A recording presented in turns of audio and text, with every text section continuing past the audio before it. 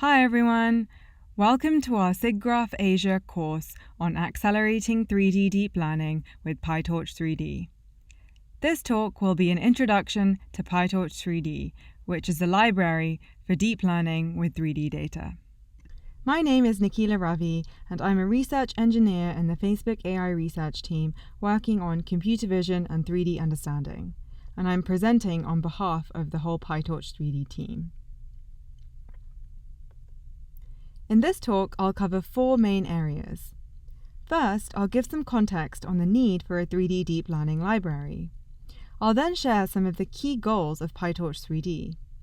I'll deep dive into the different components and explain the functionality along with code examples and some performance benchmarks. And then I'll spend a bit more time explaining differentiable rendering and finally share a few simple example use cases which are available as tutorials.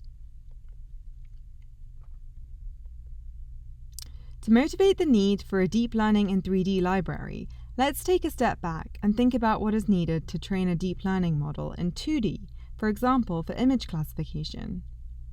The end-to-end pipeline requires taking inputs which are batched, for example, a batch of images, passing them through efficient operations like convolutions, passing them through loss functions, and finally, having support for gradients everywhere so that you can backpropagate through the whole pipeline. Now, optimized implementations of a lot of these components for 2D are already available. But now let's think about what's needed for deep learning with 3D data.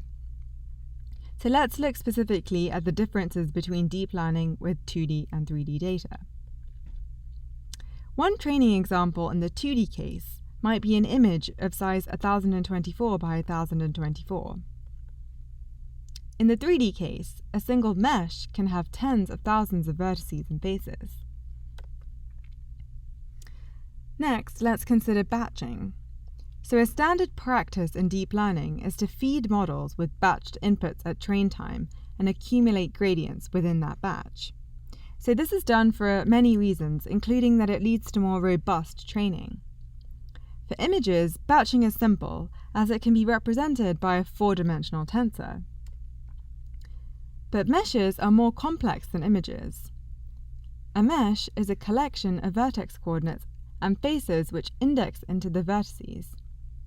Meshes of different sizes can cause a number of challenges. So what if you have one mesh which has 2,930 vertices and another mesh which has 24,604 vertices? How would you batch these together? It's not entirely clear what the best way is to do this. Lastly, I want to touch upon the idea of differentiability. In the 2D space, such as recognition systems like mask-RCNN, both the data and the 2D operations live on a 2D grid. A shape is just on or off squares on a 2D grid. For example, this is how we try to approximate something like a 2D silhouette. Both the prediction and the ground truth data live on 2D grids, and thus don't need any exceptional handling of data or operations in order to propagate gradients. 3D voxels are similar to 2D masks in that they are confined to a regular grid. But 3D meshes or 3D point clouds are not confined to have XYZ coordinates to be on grid locations. They are continuous representations. So to build operations that can propagate back to the continuous 3D space, such as graphics operators like rendering, we need to reformulate these operations either in the forward or backward pass, or both, to support differentiability. This is where PyTorch3D comes in. We've created a library of optimized and reusable components for 3D deep learning research tasks and aim to help accelerate research in this field.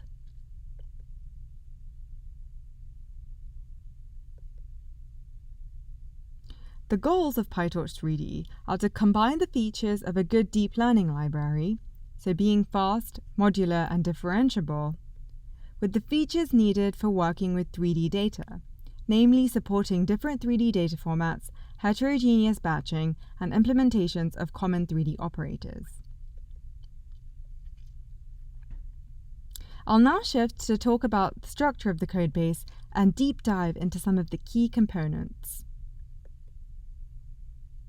PyTorch3D has multiple layers.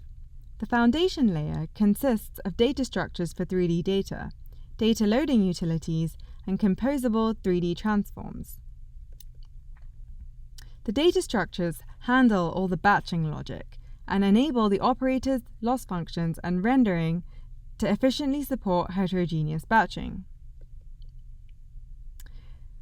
We found that batching meshes requires different batching strategies and the flexibility to be able to move from one representation to the other. This is because different operators might be more efficient with different representations of the data. So this is why we created meshes, a data structure for batching heterogeneous meshes. Meshes takes as input the vertices and faces for a batch of meshes. You can start by defining a batch of meshes as a list of tensors. Here there is a list of vertices for each mesh, and there will be a corresponding list of the faces. We can then easily switch to a packed representation, which is just a different view on the same data. With this representation, we need some auxiliary information, for example, the first indices into the packed tensor for each batch element. The packed representation is useful for operators like graph convolution. We might then need to reshape the vertices to add back in the batch dimension, and this involves padding the vertices based on the number of vertices of the largest mesh in the batch. This might be useful for an operator such as vertex align. We can see why this flexibility is important by having a look at the architecture diagram for a 3D model such as Mesh RCNN from ICCV 2019. The PyTorch3D meshes data structure is used throughout, and the representation of the vertices and faces in the batch is interchanged multiple times during the end-to-end loop. For example, we start with the list representation. The vertiline operator takes the padded vertices, and immediately after this, the graphconv operator is more efficient with packed vertices and faces. Encapsulation of the bookkeeping and logic inside the mesh's data structure is what makes this possible. Here's a quick code example. We start by importing the meshes class and defining a batch of meshes as a list of vertices and faces. The different representations can be accessed by calling the class methods. For example, we can get the packed vertices. We can also access the auxiliary tensors which are computed internally. And finally, we can retrieve other computed properties such as the edges and the face normals. Another set of useful components are the I/O utilities and 3D transforms. A common task for almost all projects is loading data from file. PyTorch3D provides methods for loading meshes from OBJ files. Here we load the vertices, faces, and auxiliary information. The faces and augs variables are in fact named tuples which contain a number of different variables. We can get the face indices using the verts index key. The normals and texture information can be retrieved from the augs tuple. In many cases, you will use the data from load_obj to construct a meshes object. In this case, you can use the load_objs as meshes function to directly load a mesh from file into a meshes object. The batched mesh is of type meshes, and in this example contains 3 meshes. Transforming 3D data is another common task. PyTorch3D has a general-purpose Transforms3D class with subclasses to support different types of transforms. We can create separate translate and rotate transforms, both of which can be independently applied to a tensor of XYZ points, or they can also be composed to create one combined transform. You can also use the transform methods directly on the Transforms3D class to compose the transforms. So here we have a XYZ scaling followed by a translation. Next, let's look at some of the optimized operations in PyTorch3D. K-nearest neighbors for d-dimensional points are used in chamfer loss, normal estimation, and several other point cloud operations. For a given point P, the goal is to find the closest k points in cloud Q. We implement exact KNN with custom CUDA kernels that natively handle heterogeneous batches. Our implementation uses template metaprogramming to individually optimize each DK pair. We compare against Vice, which is a fast GPU library for KNN. The PyTorch3D implementation is tuned for d less than or equal to 4 and k less than or equal to 3. Vice targets a different portion of the design space, and it doesn't handle heterogeneous batching. It's optimized for high-dimensional descriptors, and it also scales to billions of points. In our comparison, we first look at the difference in performance with k equals 1 and varying numbers of points in each point cloud. In terms of speed, we're approximately 5 times faster than Vice. And memory-wise, the PyTorch3D implementation has the same memory usage. Memory-wise, the PyTorch3D implementation has the same memory usage. For the next benchmark, we vary the number of nearest neighbors. In the case of low-dimensional descriptors, for example d equals 3, we see that the PyTorch implementation is faster. Overall, PyTorch3D KNN provides a fast option for the batched 3D problems we encounter in 3D deep learning research. Here is a quick code example of how to use the KNN function. We import KNN points from the ops module and then initialize 2 random tensors. We can call the KNN points method with the points and the desired value of k. Another operator which is used frequently with meshes is graph convolution. Each vertex in the mesh can have an associated feature vector. Graph convolution computes new feature vectors for each vertex, propagating information along the edges of the mesh. For one particular node, this involves 2 steps: gathering the features of all the adjacent nodes and summing them, and then adding them back to the node's own feature vector. The code for this calculation is actually fairly simple and straightforward and takes only a few lines of code in PyTorch. However, there is a gathering and scattering step which is very slow in PyTorch. We benchmarked a naive PyTorch implementation with an optimized CUDA implementation that we have in PyTorch3D. We used heterogeneous batches of meshes sampled from ShapeNet. In terms of performance, the CUDA version in PyTorch3D is up to 30% faster than the naive PyTorch implementation in terms of both speed and memory usage. Here's an example of how to use the graph convolution function from PyTorch3D. GraphConv is available in the ops module of PyTorch3D.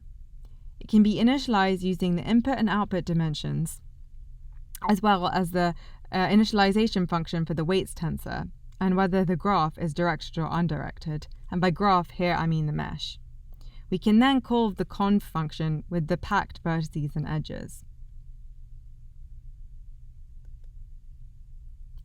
The next set of components, which are required for many tasks, are loss functions. Let's take the example of Chamfer loss, which is a method of comparing 2 sets of point clouds. For example, these points might be sampled from the surface of meshes. Chamfer loss is used as a loss function in many 3D deep learning research tasks. For each point in set 1, which might be the prediction, we need to find the nearest neighbors in set 2, which might be the ground truth, and then vice versa. This is a fairly simple calculation which can be done with only a few lines of code in PyTorch. The bottleneck, though, is a nearest neighbor calculation, which requires calculating a pairwise distance matrix and then finding the minimum value. This is very memory intensive in PyTorch, and this calculation is done in every iteration of the training loop, so it's really important that it's efficient.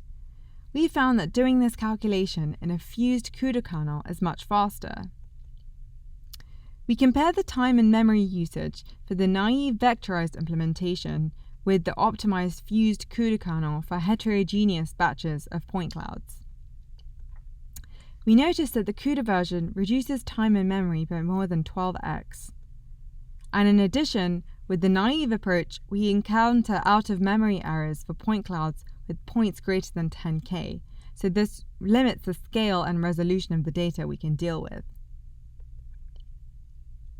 Here's a quick code example of how you might use chamfer loss.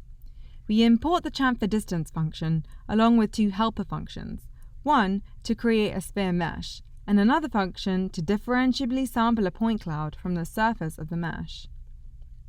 We initialize two spheres of different topologies and sample 5,000 points from the surface of each mesh, and then finally use these points to calculate the chamfer loss.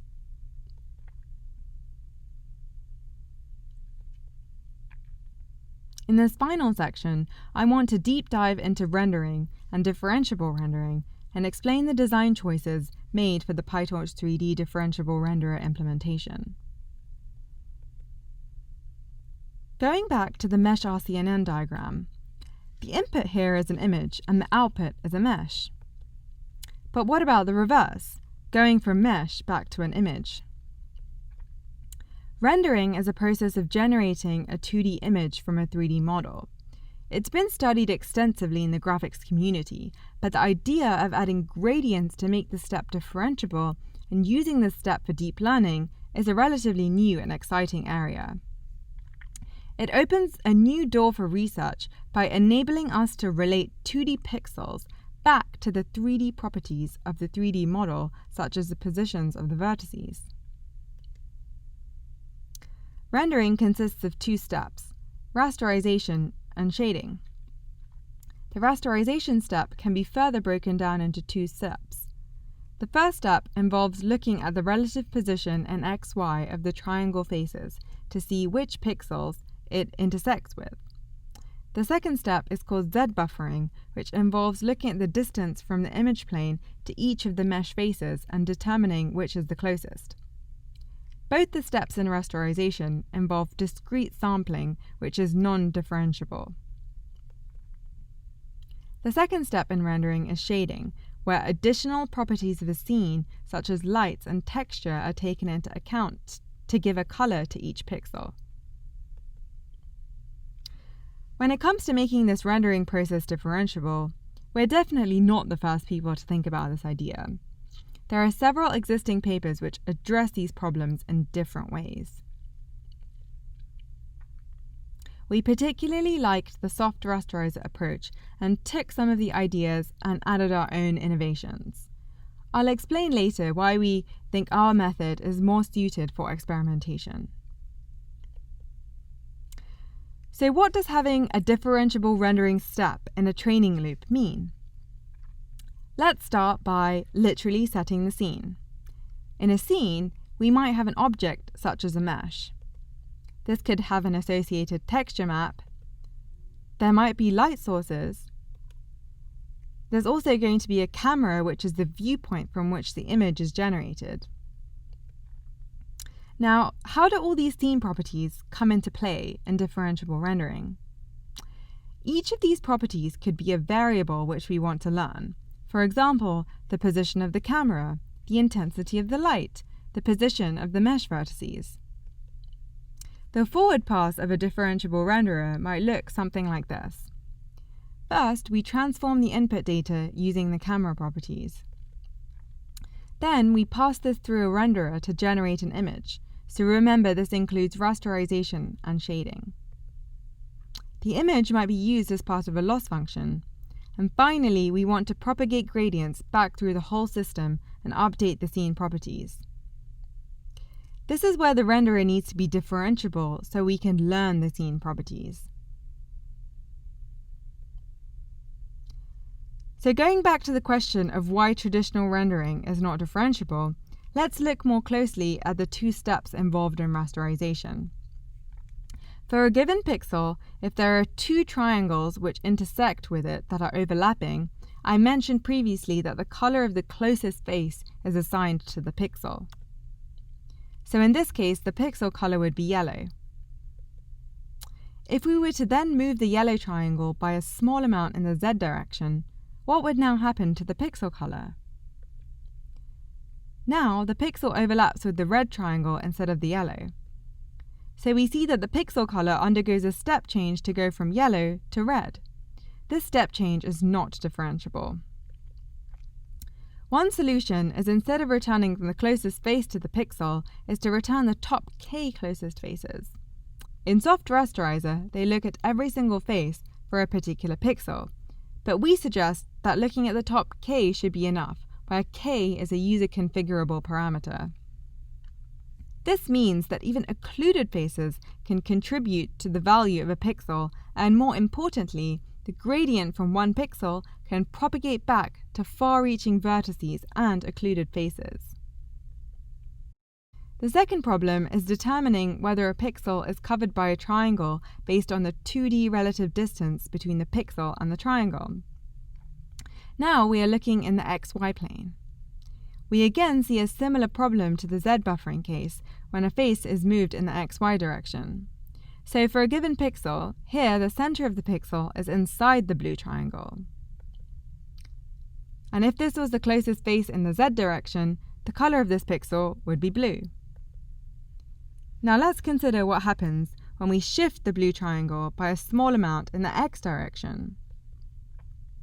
The pixel now doesn't overlap any faces. So the color undergoes a step change to go from blue to having no color. Again, the step change is not differentiable. We can solve this by adding a small blur value in the xy direction around each face. And this, combined with storing the top k values and blending them, will enable the rasterization process to become differentiable. In PyTorch3D, we made several key design decisions which differentiate our implementation from soft rasterizer, and I'll explain each point in turn. So first, we have separate rasterizer and shader modules. We have a two-step process where we go from a coarse to a fine rasterization, and this enables significant speed up. We return the top k faces from rasterization. We support heterogeneous batching, and the shading step is entirely in PyTorch. We also support rendering of both point clouds and meshes. First, we separate the rasterizer and shader into separate modules instead of having one monolithic CUDA kernel. Inside the rasterizer CUDA kernel, we have a two-step process. The image is split into a grid of coarse tiles, and faces are culled if they don't fall within these tiles. In the second step, we do pixel-wise rasterization based on the reduced subset of faces. We output 4 intermediate variables for each pixel, which we call the fragment data. This includes the Z buffer, 2D Euclidean distance, barycentric coordinates, and the face indices. In addition, as I mentioned, we return the top k values for each of these variables. In the shader, we continue to keep the top k values while applying shading and texturing. And finally, in the blending step, aggregate across the top k values. The rasterization is in CUDA for efficiency, but the rest of the pipeline is in PyTorch for increased modularity and ease of experimentation. Here is a quick code example of how to set up a renderer with PyTorch3D. First, we need to import the necessary components from the renderer module. Next, we'll initialize the camera, and here we use a perspective camera and the look-at transform with position, elevation, and azimuth rotation angles to determine the rotation and translation transforms. Next, we can initialize the rasterization settings, which include the faces per pixel, which correspond to the k parameter, so this determines the top k values which are returned from the rasterizer, and we also set the image size. For a full explanation of the parameters, you can refer to the PyTorch3D documentation and the tutorials. We initialize a renderer by composing a rasterizer and a shader. There can be many different types of shaders, and it's also very easy to create your own. Finally, we can render a mesh to an image by just calling the forward pass of the renderer. If the mesh or any of the scene properties had requires grad equals true, i.e. we want to learn this parameter, we can easily backpropagate through the entire system. For example, given a ground truth output image, we can calculate a loss and then directly call backward on the loss. The Modular Rendering API enables easy experimentation. For example, in the blending step, where we aggregate across the top K values, it's easy to try different blending functions directly in PyTorch. The blending for this cube uses the softmax blending formulation from Soft Rasterizer, which can be written in a few lines of code in PyTorch. For mesh texturing, we offer several options. The simplest is having a d-dimensional texture for each vertex, for example an RGB color, which can be interpolated across the face. This can be represented as a simple n by v by d tensor. Second, we can have vertex UV coordinates and a single texture map for the whole face. For a given point on the face, the color can be computed by interpolating the UV coordinates and then sampling from the texture map. This representation requires 2 tensors and is limited to only support 1 texture map per mesh. In more complex cases, such as ShapeNet meshes, there are multiple texture maps per mesh, and some faces don't have texture while others do. In this case, a more flexible representation is a texture atlas, where each face is represented as an R cross R texture map, where R is the texture resolution determined by the user. This is inspired by the Soft Rasterizer implementation. For a given point on the face, the texture value can be sampled from the per-face texture map using the barycentric coordinates of the point. This representation requires 1 tensor of shape n by f by r by r by 3. We did some benchmarks for forward and backward pass for textured mesh rendering in comparison with Soft Rasterizer with varying faces per mesh. We used heterogeneous batches of meshes sampled from ShapeNet and showed the mean time for the forward plus backward pass compared to Soft Rasterizer. In terms of speed, we are more than 4 times faster. In terms of memory, the PyTorch3D implementation has higher memory footprint, but this is due to the increased modularity of outputting the fragment data from rasterization. Overall, PyTorch3D is significantly faster for large meshes, higher resolution images, and heterogeneous batches. Finally, I want to showcase a few examples of how you can use PyTorch3D in real-world problems. Now, all of these examples are available as tutorials on the PyTorch3D GitHub repo. So we have 3D shape prediction, textured mesh rendering, combining these together to do 3D shape prediction with texture, bundle adjustment, and camera pose optimization using differentiable rendering. You can get started with PyTorch3D without having to download anything. On the PyTorch3D GitHub repo, we have several tutorials which take you step by step through these example use cases. They can also be run with Google Colab, so you can try the code without having to download or install anything. To conclude, PyTorch3D is a fast, modular, and differentiable library for 3D deep learning with many common 3D operators, differentiable rendering, and heterogeneous batching support. We hope you find PyTorch3D useful for your research, and you can find the code on GitHub and access the tutorials and documentation on the pytorch3d.org website. If you have any questions, feel free to find me on Twitter, and thanks for tuning in. Hi everyone, welcome to this session of the SIGGRAPH Asia course. My name is Georgia and I'm a research scientist at Facebook AI Research. I predominantly work on computer vision and object recognition and have recently grown an interest for 3D. You should have already watched the talk by Nikhila, who is giving an overview of the PyTorch3D library. In this session, I will go over some specific mesh operators and give examples of how they can be used in the learning pipeline. I will start by walking you through the ways with which a mesh operator can be implemented to support gradients. In particular, I will focus on how we can compute the distance between 2 meshes using Chamfer. Then I will guide you through 2 learning tasks that use differentiable mesh operators. In both tasks, we learn to deform an input mesh by optimizing different objectives, a 3D loss and a 2D reprojection loss respectively. To start, let's remember what a mesh is. I hope that most of you know this, but it's worth explaining this briefly again for the new members of the community. A mesh is a collection of polygons that live in the 3D space. A mesh is represented by a set of vertices. Each vertex is described by its 3D location with its x, y, and z coordinates. The definition of a mesh also requires a set of faces, which form the polygons in 3D. Note that the most commonly used mesh is a triangle mesh, where the polygons are triangles. Mesh operators are functions that take in as input 3D meshes.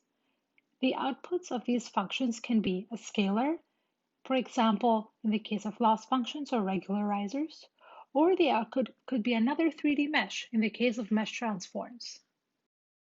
A differentiable mesh operator is one that allows for the computation of its derivative with respect to the vertices of the input mesh.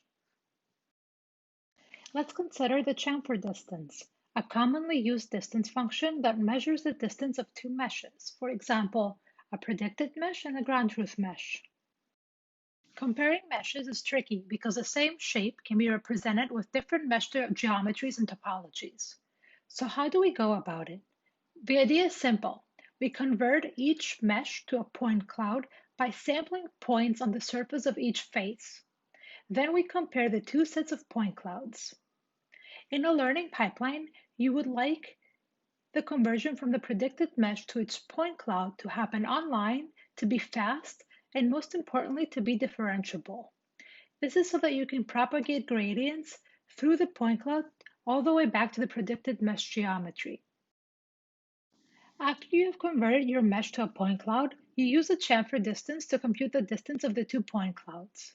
The chamfer distance is the sum of the L2 distance to each point's nearest neighbor in the other set. So to recap, if we want to compute the chamfer distance of two meshes, a cow and a sphere, we need to first sample points from the surface of each mesh, and then we compute the distance of the 2 point clouds. Both steps need to admit gradients if we want this operator to be used when training a neural network. The second step, namely computing the L2 distance between two sets of points, is straightforward. The first step, namely the one of sampling points online from the surface of a mesh, is simple, but attention is required so that the implementation admits gradients. I will walk you through the step of converting a mesh into a point cloud by point sampling and how it can be made differentiable. Let's consider a triangle face on the input mesh. This face consists of 3 vertices, V0, V1, and V2. A point P on the surface of the face can be represented as a linear combination of the 3 vertices. For the point to lie within the triangle face, though, the linear weights have to be non-negative and sum to 1. These weights are also known as barycentric coordinates of point P. To randomly sample a point on the face, all we need to do is generate random barycentric coordinates. The gradients of the point with respect to the vertices are simply these barycentric coordinates. Okay, so enough with the boring equations. Let's see how we can use this differentiable distance function in a real example. In this task, we want to learn to deform an initial input mesh, let's say a generic sphere, to a target mesh, for example, this cute dolphin. The target mesh don't have to share the same number of vertices and faces. In other words, their shapes can have very different geometries and topologies. And also, the final mesh needs to preserve the shape and the curvature of the target mesh. So let's see how we can achieve this with PyTorch3D. The following slides in the presentation will involve Python code, so please bear with me. You can also load this tutorial in the form of a notebook and work on this live. The barcode on the bottom right will lead you to it. This example will teach you how to use the data structures in PyTorch3D and how to use the loss functions and the mesh regularizers in an optimization loop. We will try to minimize the chamfer distance between the learned mesh and the target mesh. Minimizing the chamfer distance will ensure that the learned shape is closer to the dolphin shape. But only minimizing the chamfer distance does not guarantee that the learned shape is smooth. This is because by converting the mesh into a point cloud, information about the shape's smoothness and curvature is completely lost. To enforce smoothness, we will add shape regularizers to the objective. We'll experiment with 3 different regularizers. First, a mesh edge length regularizer that tries to minimize the length of each edge in the face. A normal consistency regularizer that tries to force the normal of adjacent faces to be aligned, thus penalizing large curvature changes. And finally, a Laplacian regularizer. Each regularizer will be weighted with scalars. Feel free to adjust these scalars or even set them to 0 when you experiment with the tutorial and see for yourself how they actually affect the final result. So let's start. Here's some dreaded Python code. This section of the tutorial loads the target mesh, namely the dolphin shape, and sets the initial shape to be a generic sphere. PyTorch3D offers I/O functions that allow you to read and write mesh shapes. The output of our load function returns the vertices and the faces as a float and an int64 tensor, respectively. It also returns other outputs and attributes of the mesh, such as texture or normals, if they're present in the file. We center and scale the target dolphin shape only to speed up learning. The center and scaling are reverted when the prediction is finalized and saved. And finally, we save the target dolphin shape as a meshes data structure. This is PyTorch3D's data structure for meshes that can hold a batch of meshes of varying number of vertices and faces. In this case, meshes only holds one element, the dolphin, but in theory, it could hold any number of shapes. The meshes data structure is very flexible and efficient when holding batches of heterogeneous meshes. To facilitate training, it supports a variety of batching modes so that the user can pick the optimal one for each operator. Note that there isn't an optimal representation across the board. Different operators work best for a particular input structure. Switching among the different representations is key to maximize efficiency when training PyTorch models. Then we set the initial shape by initializing it to be a sphere. The level of the sphere, here set to be 4, defines the size of the mesh. The larger the level, the more vertices and faces the sphere has. We're done with setting up, and it's time to start with optimization. First, we define the tensor that we wish to learn through optimization. In this case, we wish to learn how to deform the vertices of the initial sphere. This is defined with a PyTorch tensor, here called deformverts. Deformverts has the same shape as the vertices of the sphere, is initialized to 0, and holds gradients since we wish to optimize it. Then we set up our optimization algorithm, here defined to be stochastic gradient descent with a learning rate of 1 and a momentum of 0.9. Feel free to change SGD into any optimizer you wish, for example ADAM, or even play with the learning rate and the momentum. Now, we set up the hyperparameters for our training loop. We define the number of iterations, the weights for the chamfer distance, and the weight for the mesh regularizers. Again, feel free to change those as you wish. Setting the weights of the loss functions can drastically change the result and provides nice insights about the importance of regularizers when deforming meshes. And now to the core of training. First, we add deformed verts to the initial sphere mesh to obtain the learned deformed shape. Offset verts is a method of the mesh's data structure and returns another mesh with the deformed vertices. Then, we convert the target and the learned shape into point clouds by sampling points from the surface of each mesh respectively. We choose to sample 5,000 points on each mesh. The sample points from meshes function in PyTorch3D sample points differentiably, as we described at the beginning of the talk. To make sure that the points cover the shape uniformly, the number of points sampled per face are proportional to the area of the face. Then we compute the chamfer distance between the target and the input point cloud. We also add our shape regularizers for the learned shape, as we described a few slides ago. We use 3 different regularizers, each of which tries to smooth the learned shape in different ways. We aggregate the chamfer distance and the regularizers weighted by their respective weights. And finally, we perform a step update, which updates the deformed verts based on the gradient of the total loss. We do this for 2,000 iterations. Before we get to see what the final mesh looks like, let's see what the losses are at each iteration of the optimization. As you can see, the chamfer distance drops, which is a great sign. It means that the predicted mesh converges to the target mesh more and more at each iteration. That's fantastic.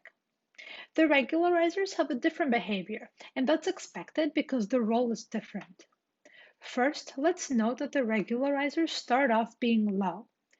That's again expected because initially the sphere is smooth and the regularizers love that. As the sphere learns to deform itself, the value of the regularizers increase. To some extent, the chamfer distance and the regularizers fight because the chamfer wants to bring the shape closer to the target dolphin at any cost, while the regularizers want there to be law and order. As training proceeds, the regularizers drop, which means that the final shape finds its balance between approximating the target dolphin shape and smoothness. Now let's look at the predicted shapes.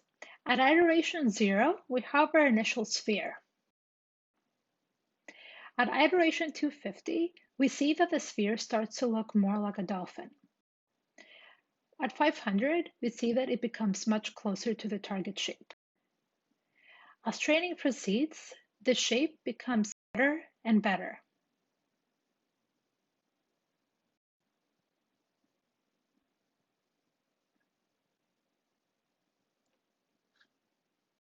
So let's move on to a more complicated task. In this second task, we want to learn to deform a sphere such that it converges to the 3D shape depicted in a collection of 2D images. This is unlike the previous task where we had the target 3D mesh.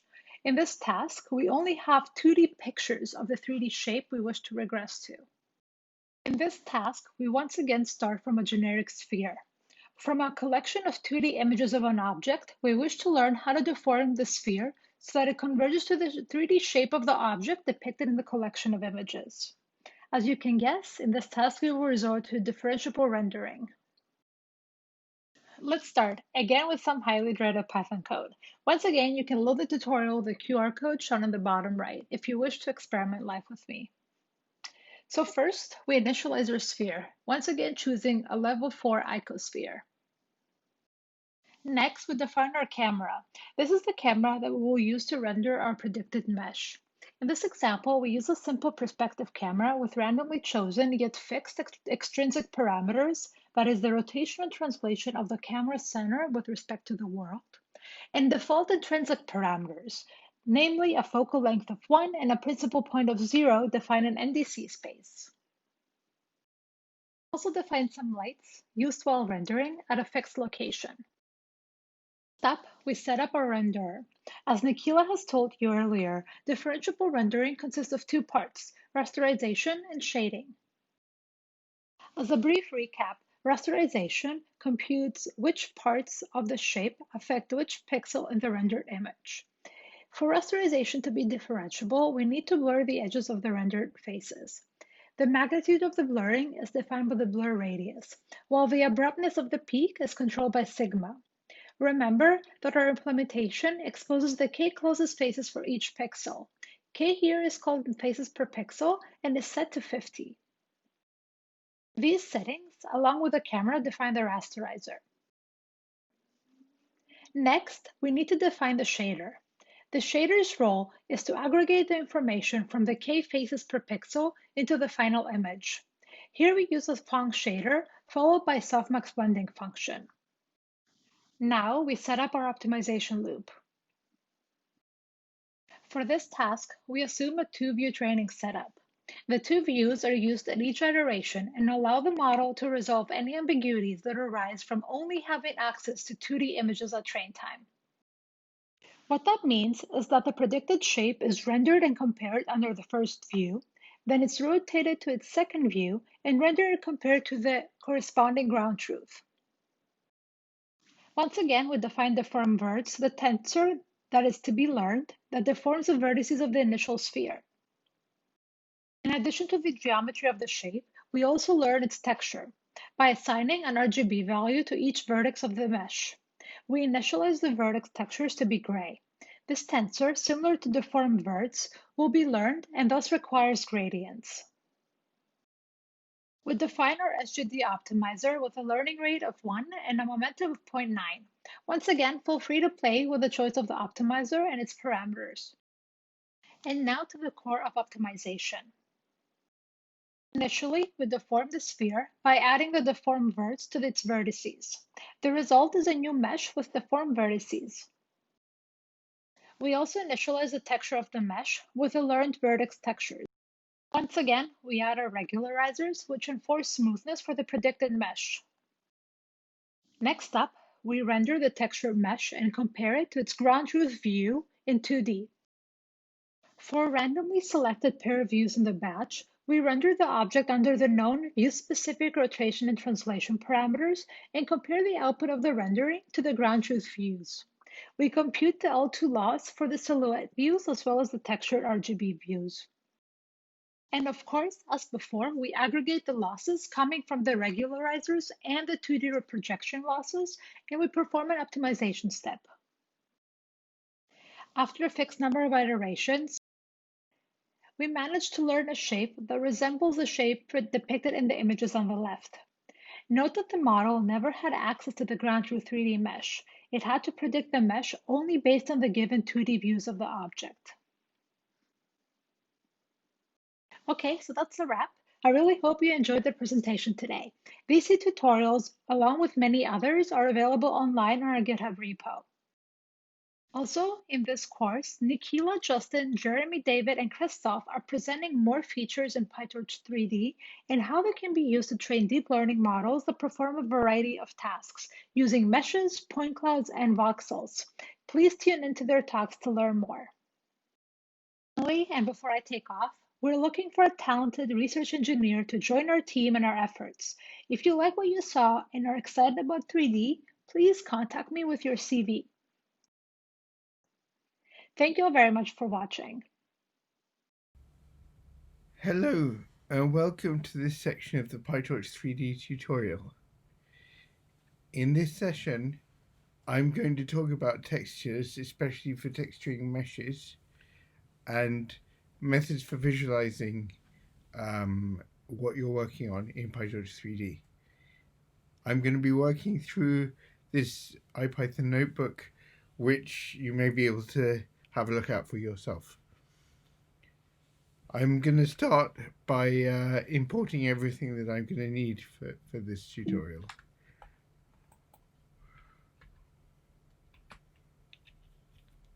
And I'm going to load the cow mesh that we've used for lots of demonstrations that we're very pleased has been made available in the public domain. I'm going to be using the one GPU on this machine. And in this cell, I have a single function to load the cow mesh from its file and load it straight onto my device.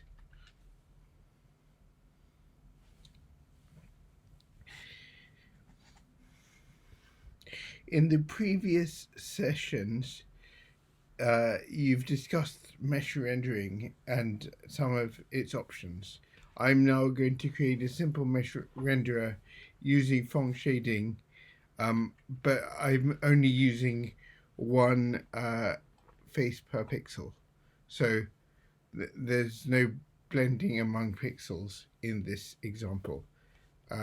So I think all of this has been covered in other sessions. And now I can see the cow mesh using this renderer and display it with Plotly's imshow. And note that I am not sending the last channel. So images here will be 1 by 512 by 512 by 4. And I don't want to send the alpha channel to Plotly because it will become I don't want to send the alpha channel to matplotlib because it will become transparency or something, which is not relevant for viewing the colors.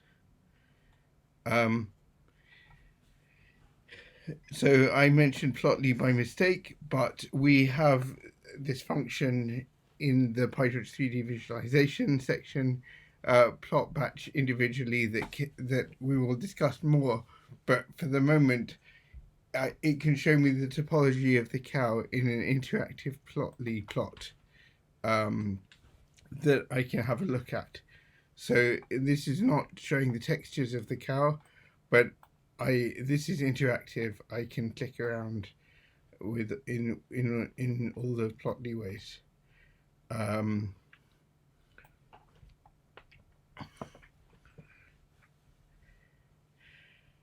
Now let's try and dig deeper into what this cow mesh object is. So you've heard about batching in the first talk. So the cow mesh is a batch of one meshes, or a batch of a single mesh, and I'll just show some of the sizes of tensors that are stored in it. Now the textures are stored in a separate sub-object of the meshes object, and called cowmesh.textures, and this is a textures UV object, and I'm going to show the names and shapes of its main tensors in this cell, right? So we have 22930 vertices in the mesh, and we have 5856 triangular faces.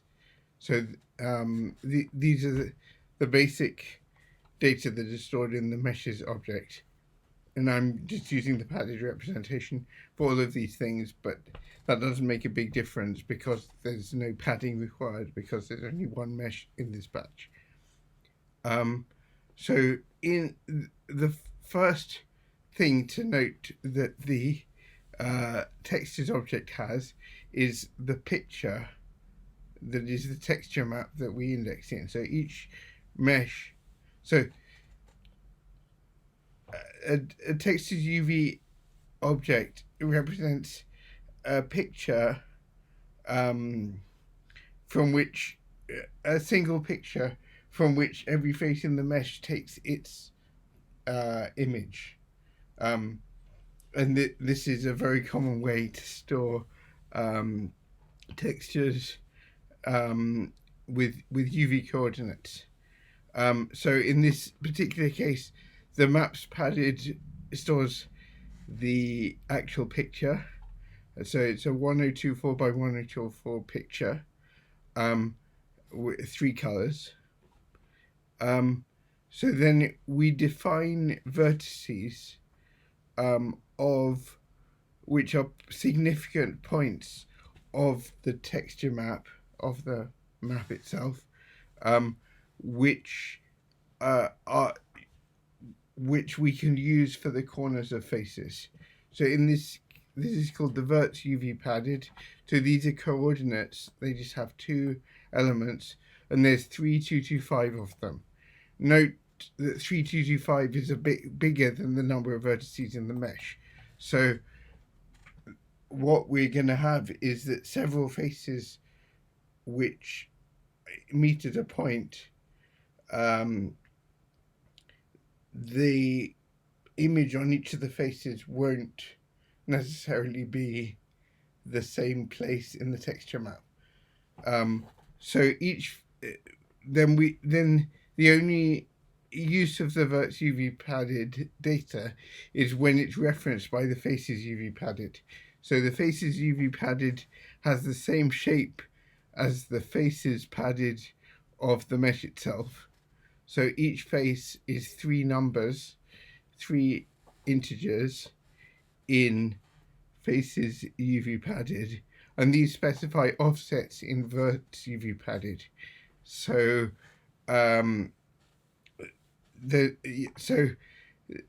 same face, the same 2 points might be the same in different faces, so that this vert might occur in this face and this face, but the corresponding point in the verts UVs might be different. And unless your texture is flat, this is going to be quite a common thing to happen. So sometimes it's just worth making sure that you don't get confused between a verts UV and a vert.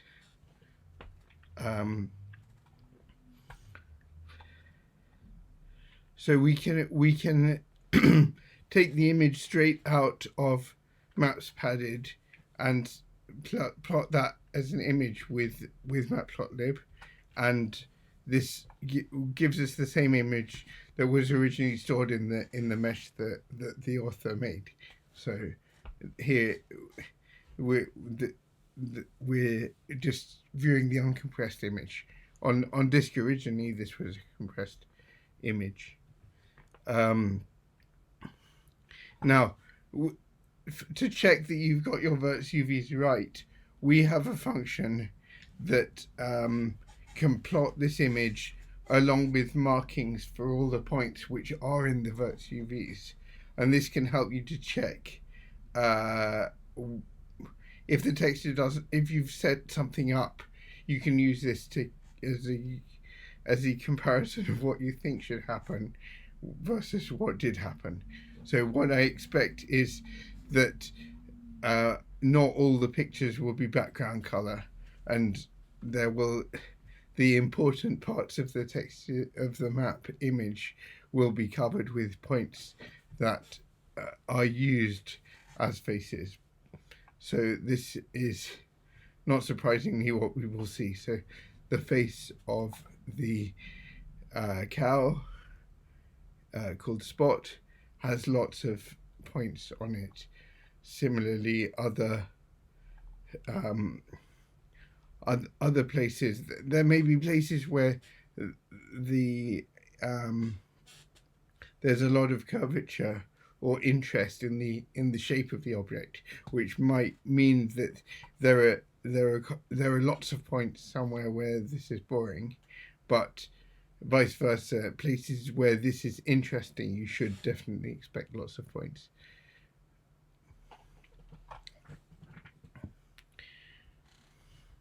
Now I'm going to manipulate the mesh to produce a few more meshes, illustrating a couple of techniques. So the first thing is that I'm going to copy the cow and offset it a bit and change its shape.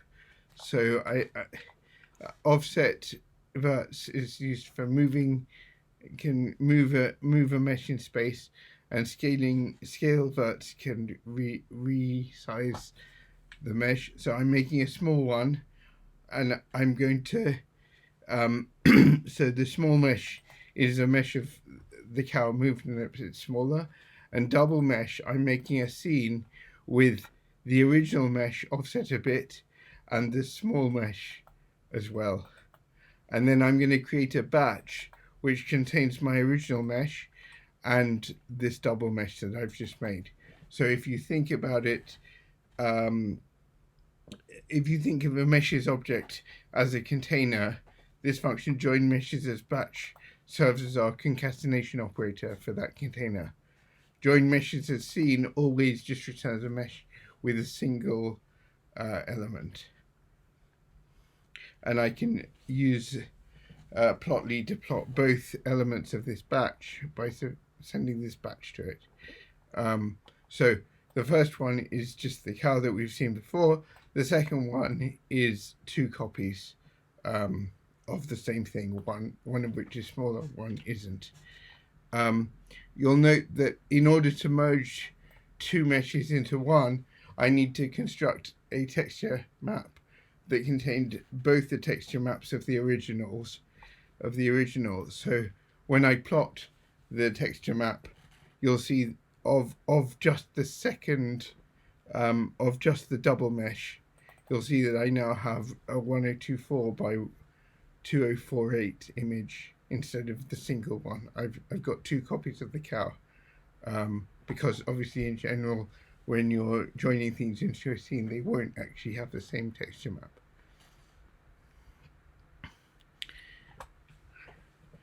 As we've seen before, everything tries to be batched in PyTorch3D, so I can take these two meshes and run them through the renderer that we've talked about before. So in images 0, I get the original cow image, and in images 2, I get the image of the double cow.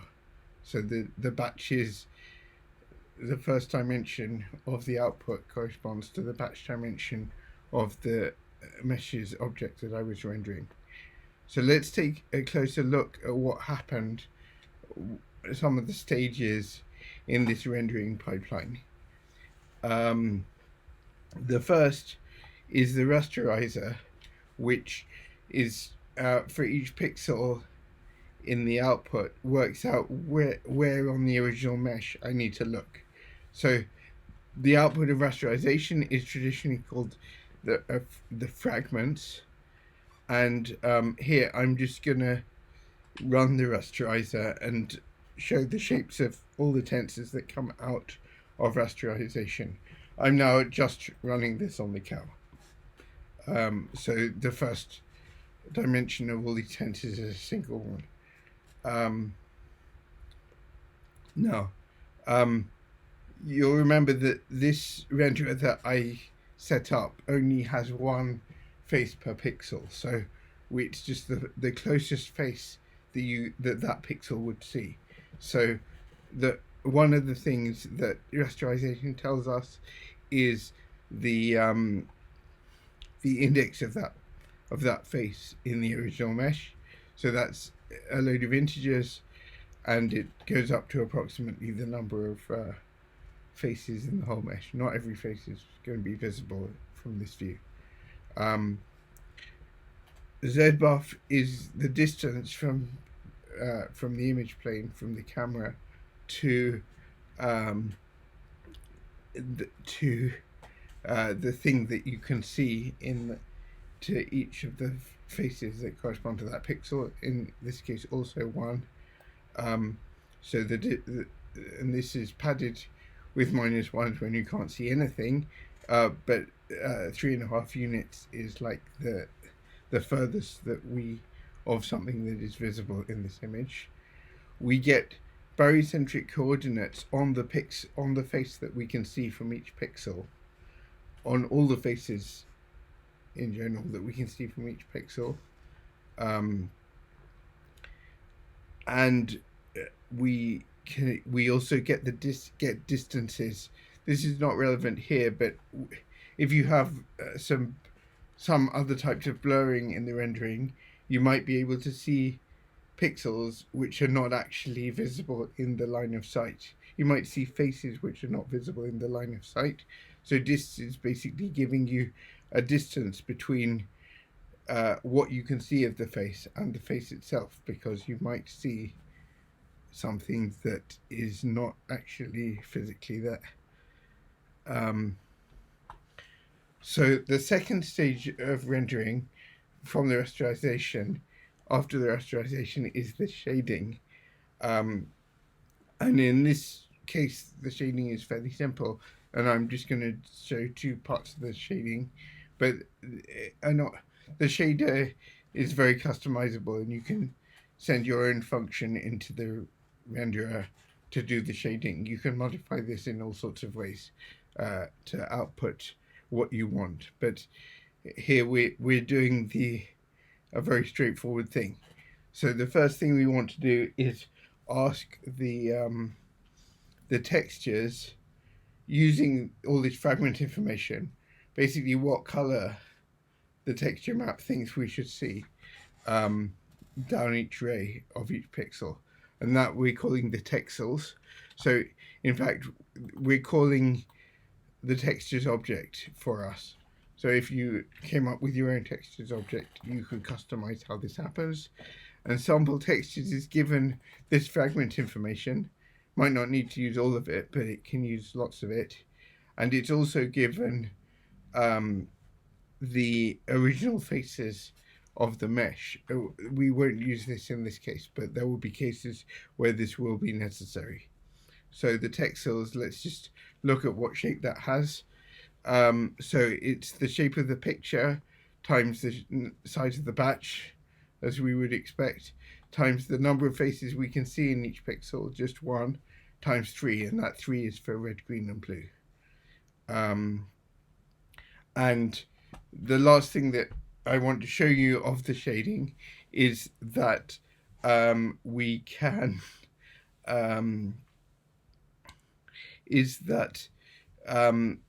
we apply Phong shading using the lighting information and just default material information to go from these colors to actual visible colors. And we'll see what shape this has, and it's exactly the same as the texels, but it's very different. The lighting had no effect on the texels, but clearly the lighting has quite a big effect here. The light is coming into the screen, looking at the cow. So there are specular highlights, for example, in the mouth area. So there's a second type of texture object that is a lot simpler, called textures vertex, which I want to talk about. I'm now going to discuss another type of texture object called textures vertex, where we store a color for each vertex of the mesh, and these are interpolated using barycentric coordinates to find a color at other points of a face. So I'm gonna take the cow and I can look at where it is in space, and I can offset these vertices to get numbers between 0 and 1, and then I can use that as a color, so that will give me a gradient where one axis moves in the green space, one in the red space, one in the blue space. So I'm going to call that pattern of colors gradient, and then I can also generate random colors, which I'm calling colors random. So the shape of these is going to be the number of vertices by 3.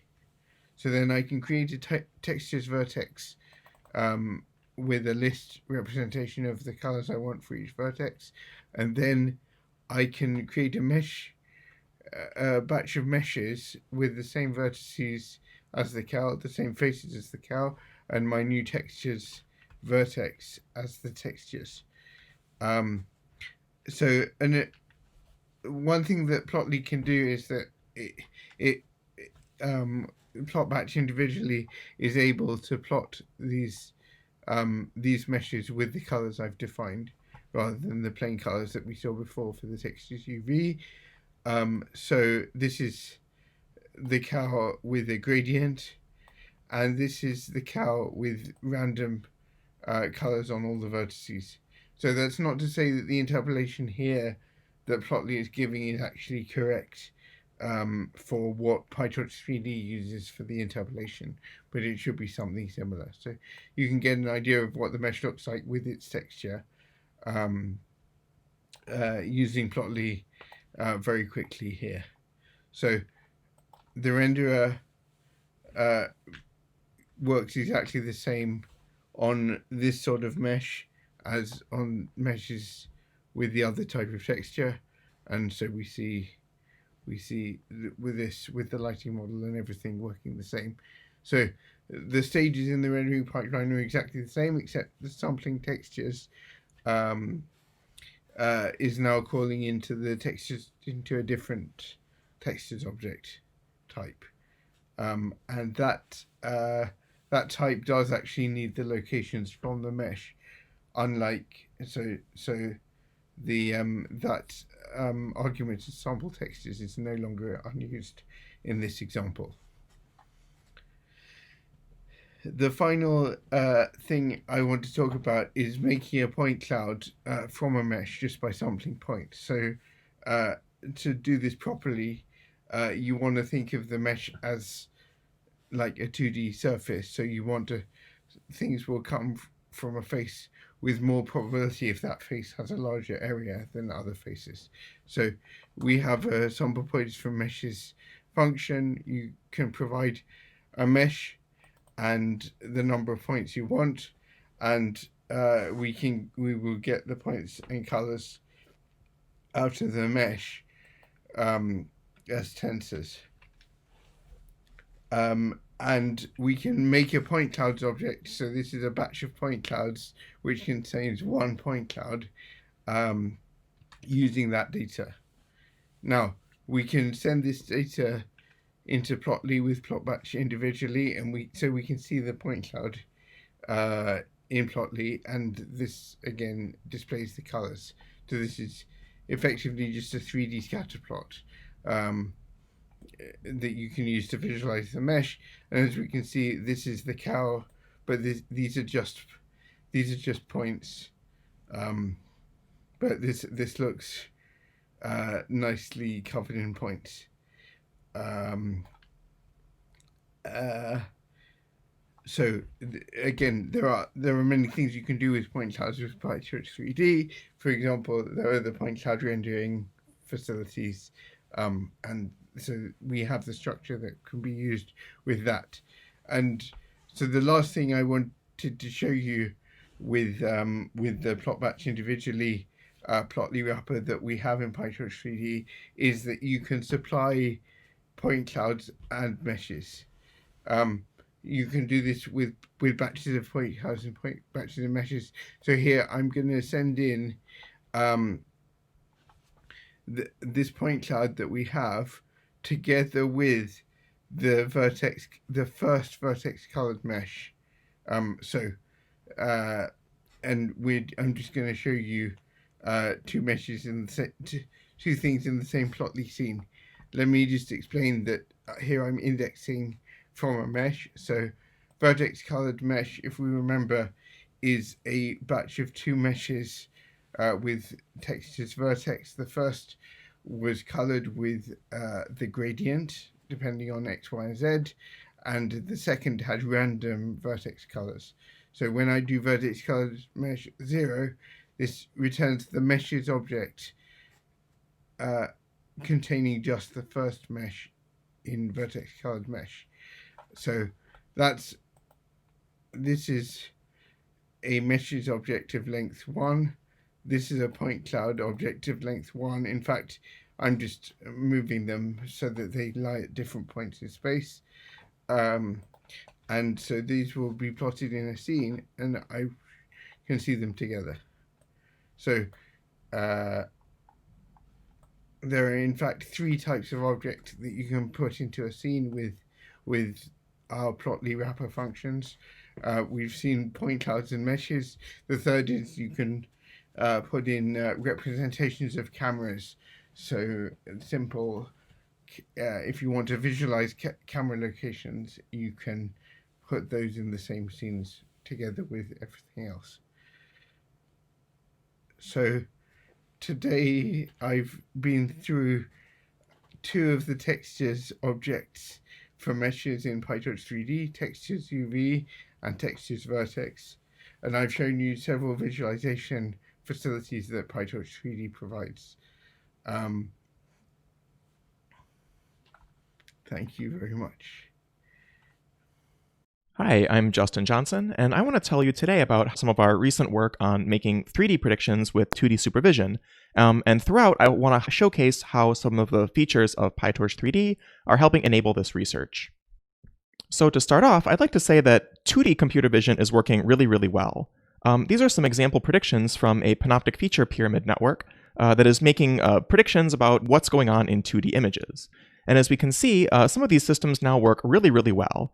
But although we've had amazing progress here, one of the problems is that these systems really only work in 2 dimensions. So something like a MASCAR CNN system is taking as input a 2-dimensional image, and then producing as output a set of 2D shapes representing all the objects that it sees in the image.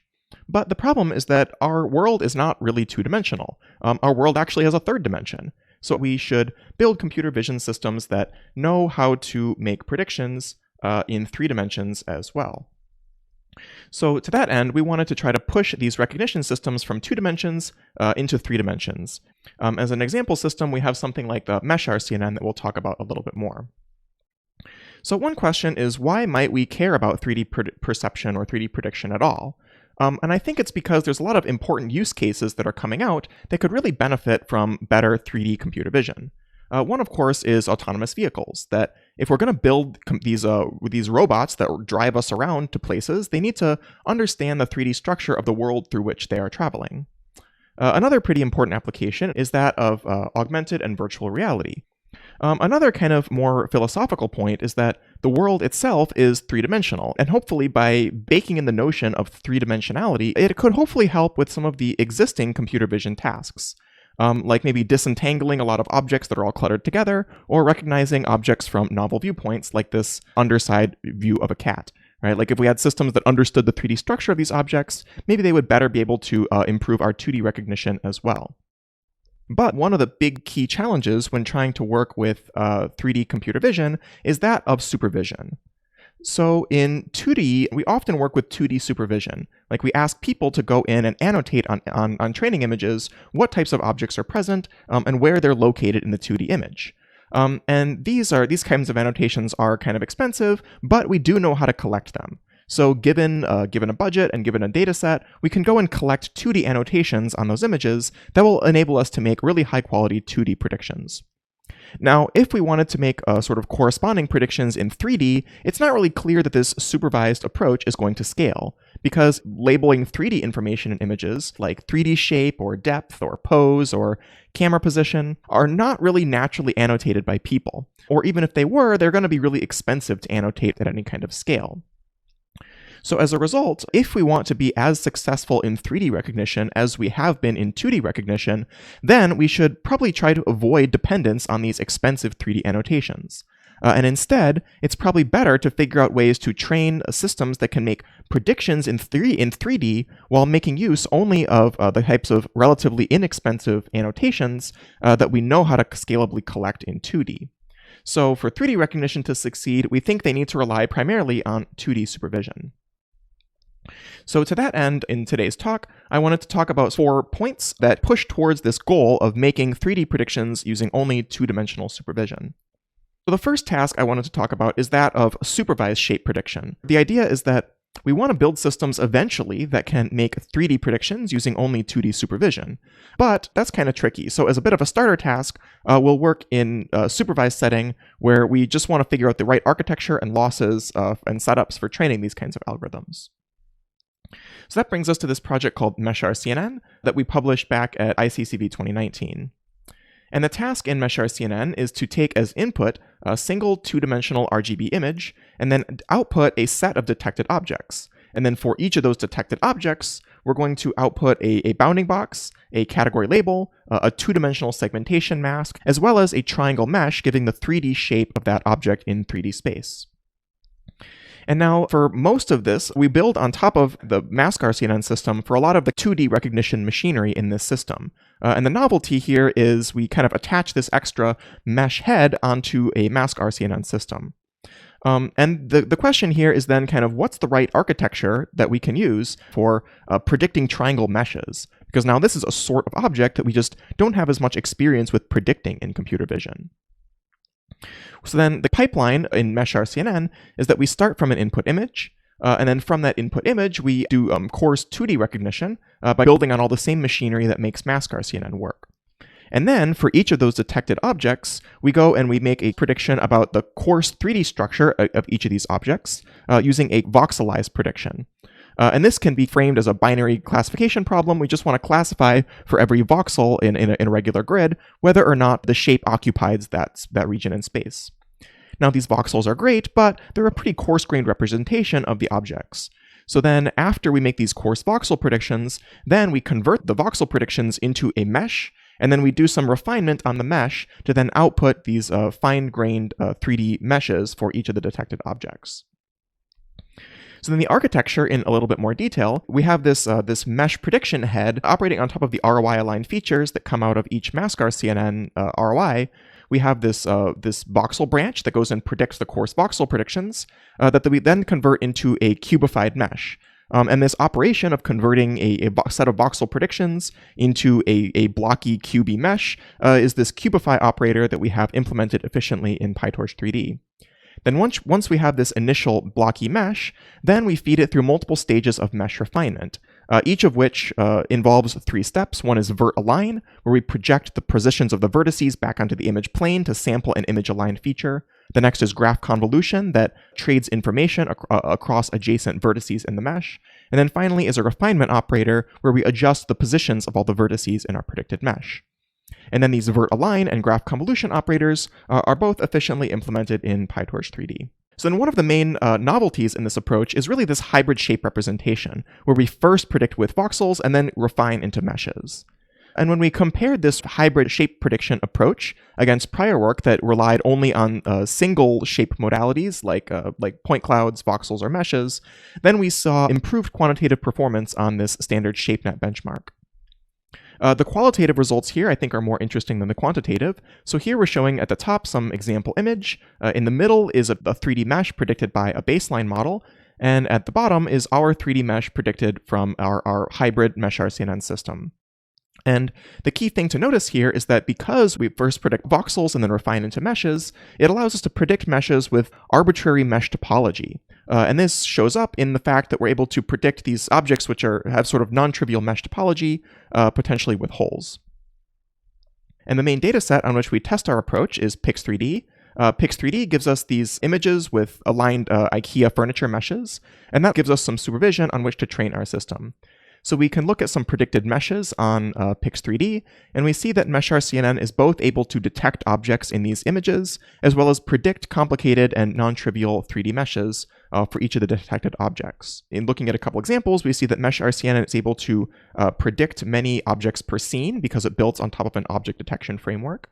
We also see that failures in 2D recognition tend to propagate to failures in 3D recognition. So the parts of the bookcase that are missed in the 2D recognition are also missed in the 3D predicted mesh. One of the problems with this Mesh RCNN system is that it relies really heavily on 3D supervision. So during training, we are inputting an image, and then we're making some 3D predictions from that image. Then we compare our 3D predictions with some ground truth 3D shapes that are known to exist in that image. And then we have some loss function that compares our 3D predictions with the ground truth 3D shape. So this is problematic, of course, because it requires this 3D supervision in the form of ground truth aligned meshes that we said was really expensive to collect. So then to overcome this, we want to move towards a different approach that will allow us to get rid of this expensive 3D supervision for training this kind of system.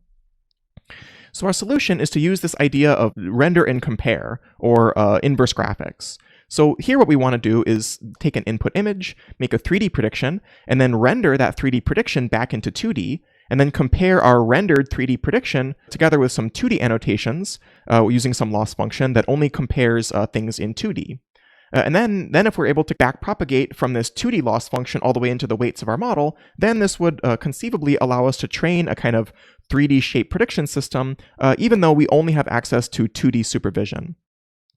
But a big technical challenge here is that we need to be able to backpropagate through this rendering operation, which is kind of non-trivial. And that leads us to a new tool in our toolbox that we need to use, which is that of differentiable rendering, which of course is another big feature in PyTorch3D. So, of course, a differentiable renderer is a kind of operator that is inputting some scene properties like geometry, camera pose, and texture properties, maybe, passing through some rendering engine, and then spitting out a 2D RGB image. And this is kind of what a classical normal renderer does.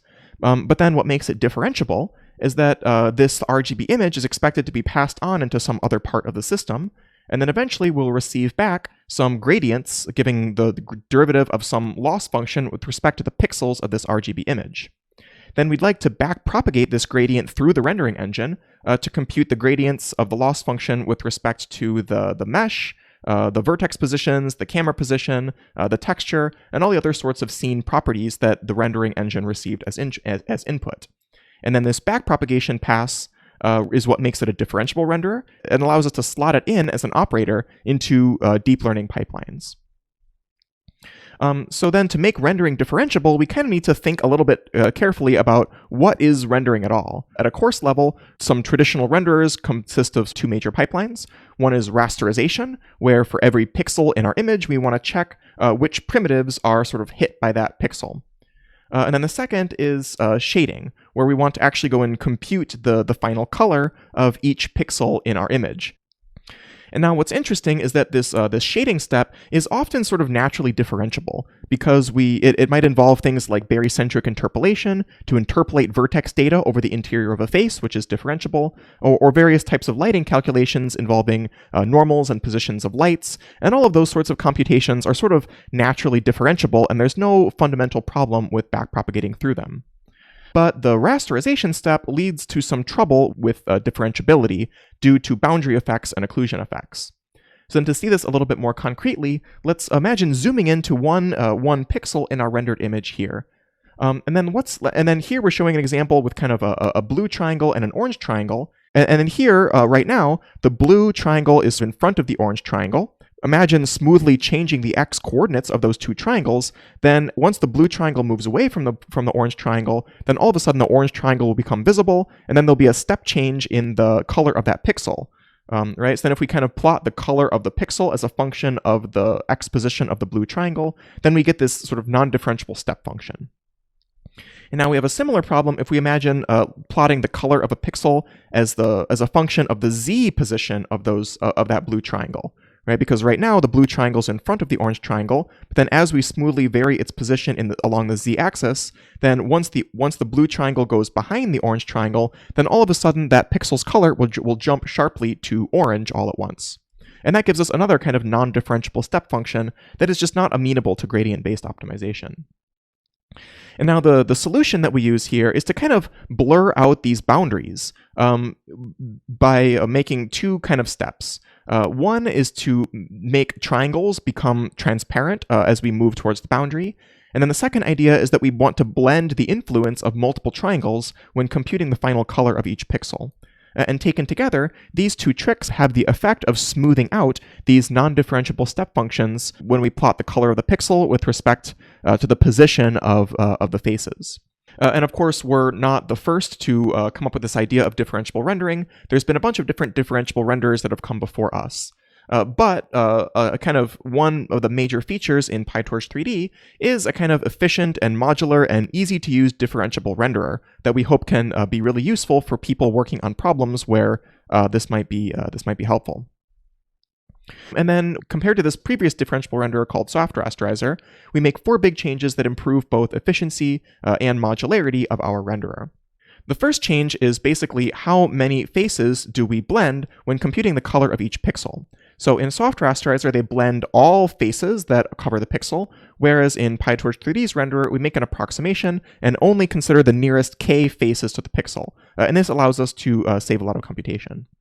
The second change that we make is a coarse-to-fine rasterization approach, where rather than doing a brute force comparison of every pixel with every scene primitive, instead we first break the image up into tiles and then compare every tile with each primitive to decide which tiles are covered by which primitive triangle. And then after doing computation at the tile level, then we drop down to the pixel level. And this allows us to better scale up to high-resolution images compared to this prior work. The third big change that we make is to improve modularity and programmer efficiency. And in particular, we move all the shading computation into PyTorch. In this previous differentiable renderer, all of the rasterization and shading logic was coupled together in one giant monolithic CUDA kernel.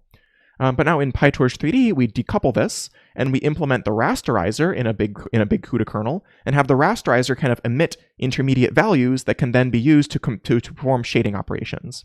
This allows us to implement all of the shader operations in PyTorch, which then improves modularity because it makes it really easy for end users to extend or customize the shading and rendering operations, because end users can just implement their own custom shaders using a couple lines of PyTorch code.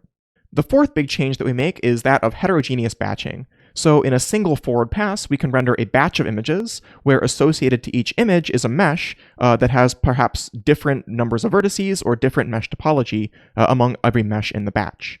and we're able to do this because we make use of this batched mesh data structure from PyTorch3D. Taken together, these changes really improve the efficiency of our renderer compared to prior work. So here we're looking at a graph where we're imagine rendering a batch of 8 meshes, where each mesh in the batch maybe have different numbers of verts and faces. And now along the x-axis, we're showing the mean number of faces per mesh in the batch.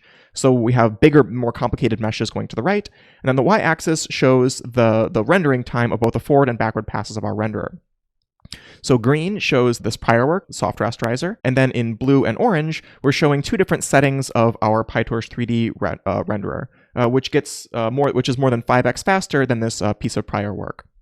One thing I should point out is that our increased modularity does result in some increased memory usage compared to prior work, but we think that this is a pretty decent trade-off given the huge efficiency gains.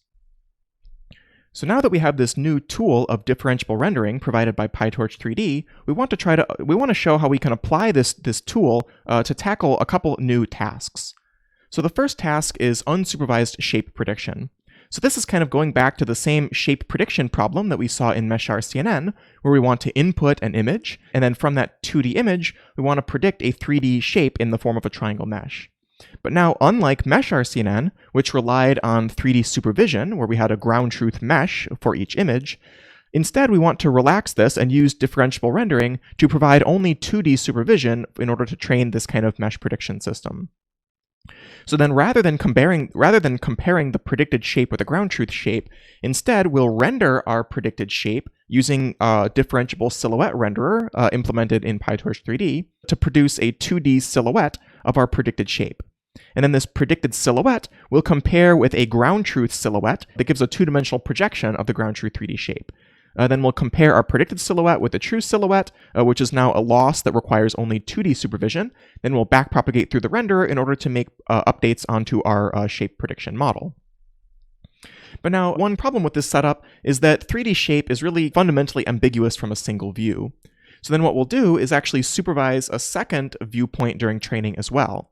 So then after we predict our shape, we'll rotate our predicted shape by some known rotation and translation parameters, and then render it again, and output a second predicted silhouette from a secondary viewpoint. And then we'll also assume access to a ground truth silhouette from this second viewpoint that we'll also compare with. So then the kind of supervision that we're relying on for training here is an input image, 2 ground truth masks, where one of those masks is in the same camera pose as the image, and the other mask is in some alternate 3D pose with some known rotation and translation parameters. So then we maybe rely on a tiny hint of 3D supervision in the form of these rotation translations, but primarily we're not really relying on any kind of 3D ground truth mesh supervision. Another interesting thing here is what is this mesh prediction architecture that we use? So prior work had used a kind of fully connected architecture that uses a sequence of fully connected layers to predict vertex offsets to offset the vertices of some initial template sphere mesh. But we felt that this fully connected architecture just doesn't properly respect the 3D structure of meshes. So instead, we decided to use a different mesh prediction architecture that uses these similar ideas of graph convolution and vertex align, similar to what we used in MeshRCNN. And these kind of operators are going to better respect the 3D structure of the mesh that we're trying to predict. So then we call these 2 architectures Sphere FC and Sphere GCN for graph convolution network. And now on ShapeNet, we kind of want to compare 2 things. One is our mesh prediction architecture of Sphere GCN, and we see that it outperforms prior work which used this Sphere FC architecture. And then the second point is we wanted to compare using the differentiable renderer from PyTorch3D with the prior differentiable renderer of soft rasterizer. And then the takeaway is that when using PyTorch3D instead of soft rasterizer, we get a performance that's kind of similar in terms of the downstream shape prediction, but we see big gains when we switch to this Sphere GCN architecture compared to this Sphere FC architecture. But now, the scalability of our PyTorch3D renderer allows us to trivially scale up this same algorithm, just scale up the image resolution at which we render things, and also scale up the mesh resolution at which we predict. And because of the efficiency of our renderer, we're kind of able to scale up the algorithm along these 2 trivial axes. And we see that just scaling up this same approach actually improves the results quite a lot. But of course, we still have a bit of ways to close the gap when comparing with this fully supervised mesh RCNN system. Now we can look at some experimental results. So here we're showing input image, and then these are all predicted meshes. And we see that even though there's no ground truth mesh information provided to the model during training, the model is still able to learn to predict fairly reasonable meshes. And then when we look at this high-resolution version that uses meshes with more verts and more faces, then we see that we're able to capture even finer-grained structure of the objects. So far, we've talked about this setup in the context of predicting untextured meshes with silhouette rendering, but we can also apply the exact same idea to now predict textured meshes and use a differentiable RGB rendering rather than a differentiable silhouette rendering. And then in doing so, we're now able to similarly learn to predict now textured meshes, again, using no kind of 3D supervision during training. We can also apply a similar idea to predict not meshes, but instead predict point clouds. So PyTorch3D provides not only a differentiable mesh renderer, but also a differentiable point cloud renderer. And we can use a very similar setup to build a system that predicts a point cloud, giving the shape of the object, again, using only this sort of 2D silhouette supervision similar to the mesh case. And then in this point cloud prediction case, our system, which is unsupervised and relies on differentiable point cloud rendering, is actually able to perform kind of similar, kind of on par with some prior work that actually relied on point cloud supervision during training. So this really helps to show that this idea of differentiable rendering can be really powerful in relaxing the kinds of supervision that we need for training 3D computer vision shape prediction systems. So that gives us our task of unsupervised shape prediction. And then the last task I wanted to talk about is this task of single image view synthesis. So this was published back at CVPR 2020, led by Olivia Wiles, who was an intern with us at FAIR that summer. So for this task of single image view synthesis, kind of what we want to do is imagine starting from an image of a scene, and then imagining what this scene would look like if we were to maybe translate by some amount and rotate by some amount. Basically, what would this scene look like from a slightly different viewpoint? So this is kind of a very natural task for us because we're always kind of walking around the world and moving our heads around and imagining what we're going to see as we move around a corner.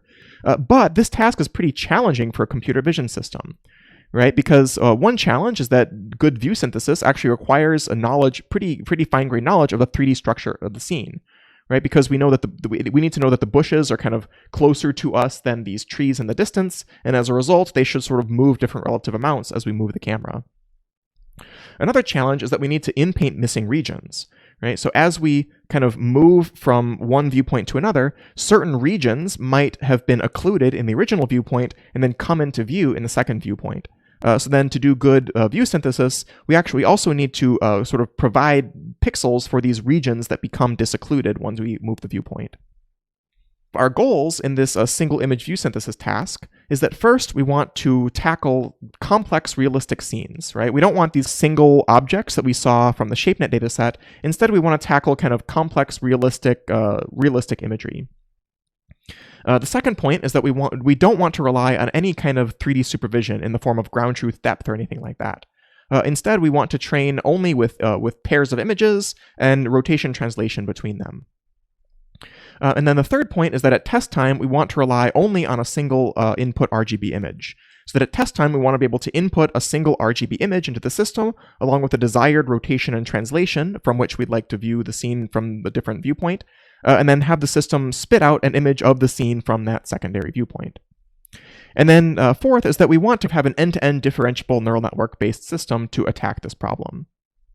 Our approach is something that I call a latent point cloud of feature vectors. During training, we start from some input image. That input image gets passed through some kind of convolutional network that predicts a feature vector for every pixel in the image.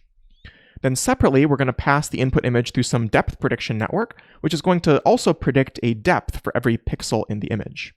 Now what we can do is offset the pixels by the predicted depth, and that basically gives us a point cloud in 3D space, but at each of those points, we actually have attached a feature vector that was predicted by the feature network.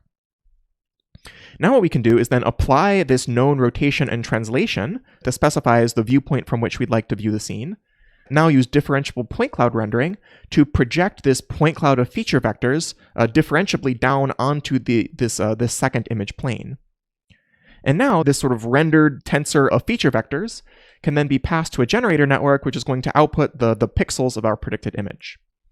And now this predicted image will then be passed to some discriminator network that is going to try to classify whether or not this is real or fake in a kind of GAN setup. And then separately, we're going to compare this predicted image with a ground truth target image using both an L2 and a perceptual loss. And then note here that the only supervision that's used in this whole system is an input image shown in green on the left, a target image shown in blue on the right, and a known rotation and translation that relates the 3D viewpoints of those two images. And in particular, this whole setup does not rely on any kind of ground truth depth or any kind of ground truth 3D information. So that means that we're able to train this entire system end to end from scratch using no kind of ground truth 3D information anywhere. We test this approach on two room-scale datasets of 3D scans, Matterport3D and Replica, and then we also test this on a video dataset called Real Estate 10K that gives us walkthroughs of houses with camera trajectories that have been reconstructed with some kind of SFM approach. Looking at some qualitative results of what our system can do after it's trained, here's an input test image that was never seen during training, and then here's the ground truth video of moving through this scene.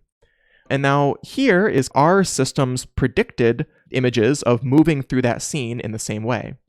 And we can see that our system is able to kind of understand the 3D structure of the scene because the couch is sort of moving in the right way.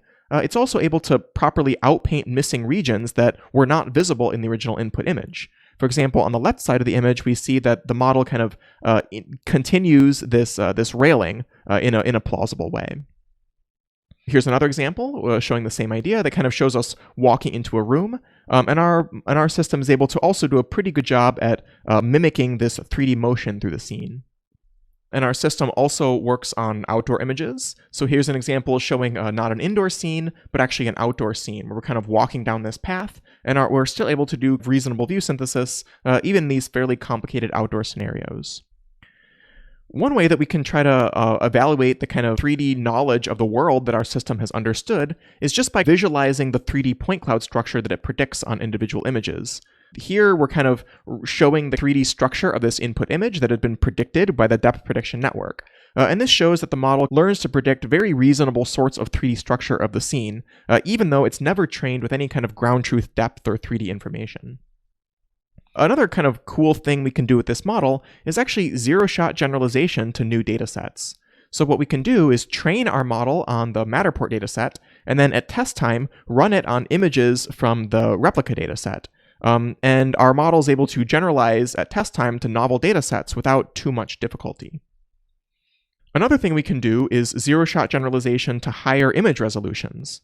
So our model actually is trained at an image resolution of 256 by 256, but then after training, we're able to just scale everything up and run it at test time at a 512 by 512 image resolution.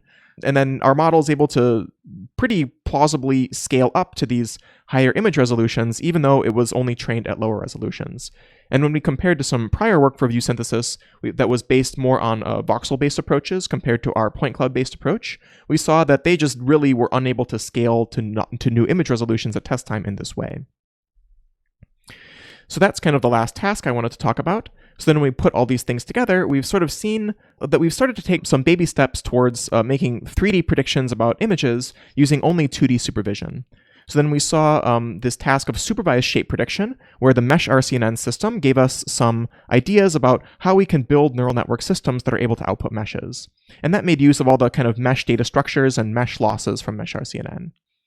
Then we had then to kind of overcome this supervision, we introduced this idea of differentiable rendering that is implemented in PyTorch3D and compared our differentiable renderer to some previous approaches. Then we saw how this differentiable renderer could be used to kind of relax the 3D shape supervision from mesh RCNN system and allow us to tackle this problem of unsupervised shape prediction. Then we also saw how the differentiable point cloud renderer that's provided by PyTorch3D could help us tackle this additional problem of single image view synthesis. So in general, I'm pretty excited about this idea of using differentiable rendering to help us make impressive predictions in 3D, even while relying only on more easy to collect 2D supervision. So I'm hopeful that we'll keep pushing in this direction, and also that the tools in PyTorch3D will help others to try to make progress on these and related tasks. So thanks for paying attention, and hope you have a good rest of your day.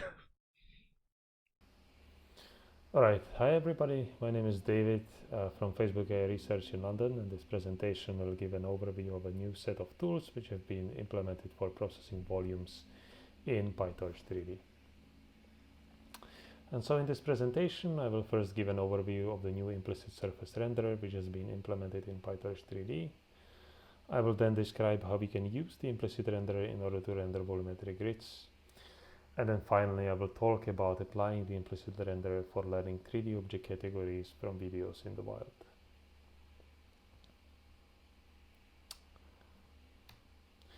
So implicit representations recently became very popular since several methods, such as neuroradiance fields, have demonstrated very impressive results.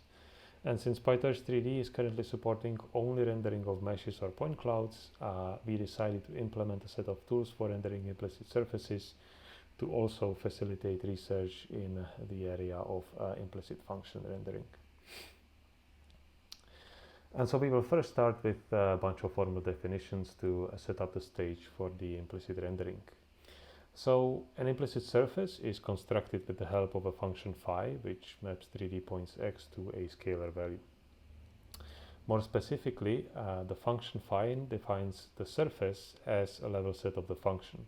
Or in other words, the surface is a set S of all 3D points x whose value of the function phi equals a given constant tau. Now there are several types of the implicit function phi. However, in this tutorial we will mostly focus on the specific type which is called the occupancy function, which here we denote f.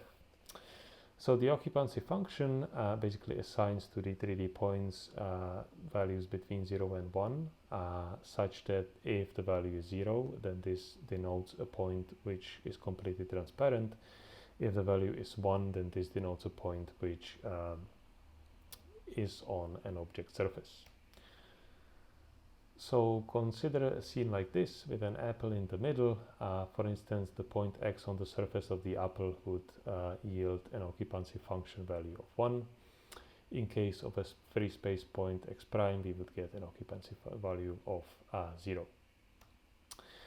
Furthermore, we also assume that we have the whole surface colored, which means that there is another function called c, which for a given 3D point x produces 3 tuples of RGB values, which are basically coloring the individual 3D points in the domain. And so for this case, on the surface of the apple, this point would probably yield a color value of light red, because this is the corresponding value or corresponding color of the peel of the skin. Okay, so while defining the functions f and c is quite a very simple thing with the help of tools such as PyTorch, rendering a color to the image of this underlying surface is actually quite a non-trivial task. And so one of the main functionalities in PyTorch3D is a renderer of such implicit surfaces. And so to give you an overview of this, I will first describe the main building blocks of a classic implicit function renderer, and then I will show how this is implemented in PyTorch3D. So given a camera and a 2D image pixel location, we shoot a ray which starts in the center of the camera, goes through the pixel and passes through the scene. Along the ray we then sample a bunch of 3D points, and in the case of a very basic renderer, these points would be uniformly spaced along uniform depth intervals. For each of those ray points, we then evaluate the occupancy function, which basically labels every point with its probability whether it covers the surface or not. And then together with that, we also evaluate the coloring function, which assigns colors to the individual ray points. After that, we execute the ray marching step, which basically collapses all these individual occupancy values and the color values into a single color of the pixel of the given ray which we have emitted from the camera. Now, in case of PyTorch3D, we would implement the whole process as follows. So we would instantiate the implicit renderer object by calling the constructor of PyTorch3D.renderer.implicitRenderer. Now, this renderer stores two sub-objects. The first one is the ray sampler, which basically takes care of emitting these individual rays from the camera and also deciding which points along the ray are going to be sampled. The second object, which constitutes the implicit renderer, is the ray marcher object, which basically decides on the algorithm which is used in order to convert the individual colors and the occupancies into the given pixel color. Then we basically define the implicit surface function. In this case, this is called f, and this typically would be just a PyTorch module, because we want from this function to be basically differentiable, and we want to be also able to issue forward passes to it and store some parameters. So this is a typical case for usage of a torch module. Once we have the implicit function defined, we can then run forward passes through the renderer. So the forward pass of the renderer would take the actual implicit function, which is really just a pointer to the function. And then, because we want to render the implicit surface from a given viewpoint, it would also take the parameterization of the camera from which we want to emit the rendering rays. And so then basically the result of the forward pass is the final rendered image. So for PyTorch3D, we have implemented a bunch of ray samplers. The most basic one is the NDC grid ray sampler, which basically samples the individual rays on the image pixel grid, and this is basically suitable for just like rendering full images. The second ray sampler which we have implemented is called the Monte Carlo ray sampler, and this one basically is suitable for architectures which are very memory heavy. And this is because the Monte Carlo grid sampler basically selects individual 2D locations in the image pixel grid by random and then emits the rays from those, so it only renders a subset of the image. Now, having described the ray sampling, we will now describe the ray marching. So on this slide specifically, we explain one of the standard ray marchers, which is termed the emission absorption ray marcher. And on top of the slide, you can see how we can initialize this object. And as mentioned on the previous slides, before running the ray marcher, we can execute a ray sampler in order to generate a bunch of 3D points in the scene. Now, these points are later labeled with the occupancies and colors, as we've said before. And given this, the emission absorption ray marcher basically defines the rendered color as a weighted sum of the individual per point colors. And so we illustrate how these individual depths are generated on the following plot. So we can first plot the occupancy function along the ray, and since the ray intersects the apple in two different places, the occupancy function would have two peaks, as we can see here on the graph. We can then plot the transmission function, which basically expresses the probability that a ray does not terminate at given point x. And so this basically corresponds to a cumulative product of the complement of the occupancy probabilities. Then the product of the transmission function and of the occupancy function gives us this kind of weighting function, which we use in order to render the actual colors. And what you can see here is that the weighting function actually peaks around the first intersection of the ray with the surface, which is very convenient because that means that this will basically accumulate only the colors which are covering the actual surface which we want to render. Now, having described the main building blocks of the PyTorch3D renderer, what we can now do is describe the main application of it. And to this end, we will describe a very simplified version of the popular neural radiance fields paper from this year's UCCV.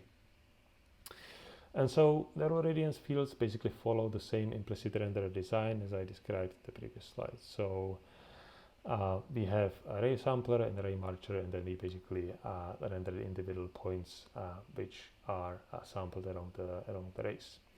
However, there are quite a few key tricks which significantly improve the rendering performance.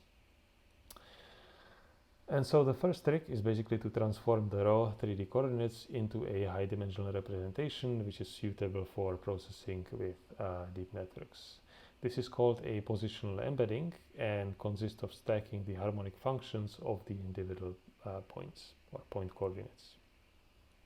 The second trick is basically representing the occupancy and color functions with an MLP that has been already sort of described before. Next, in order to allow modeling of viewpoint dependent effects, the MLP actually takes as an input the direction of a given ray of the given input 3D point.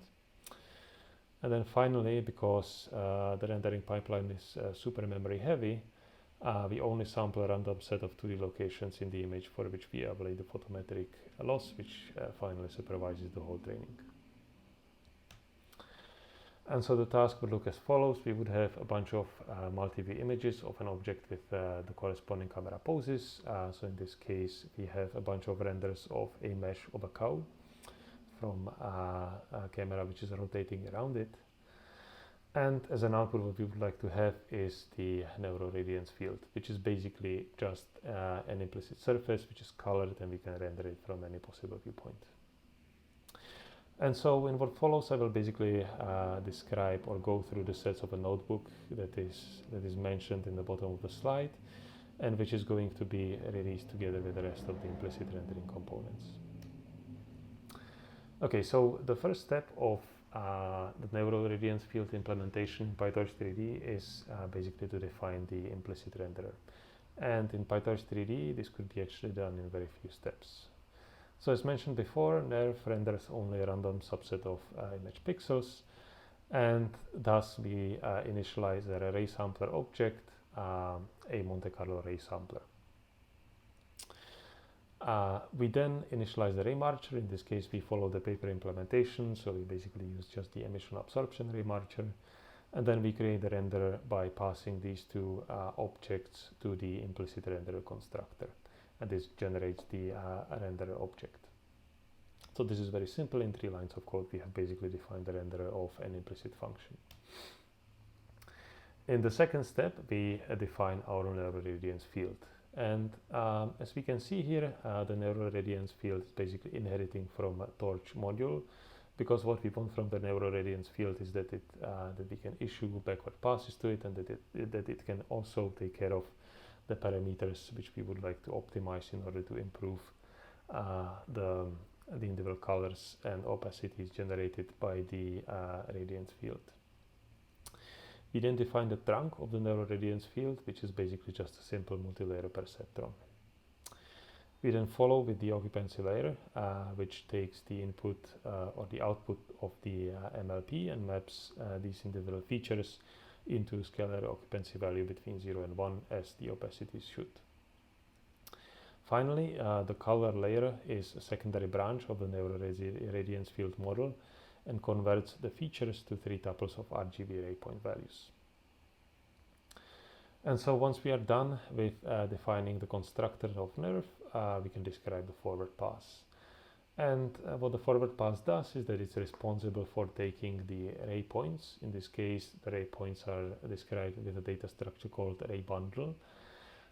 It takes this ray bundle and converts the bundle into a bunch of points in the world coordinates.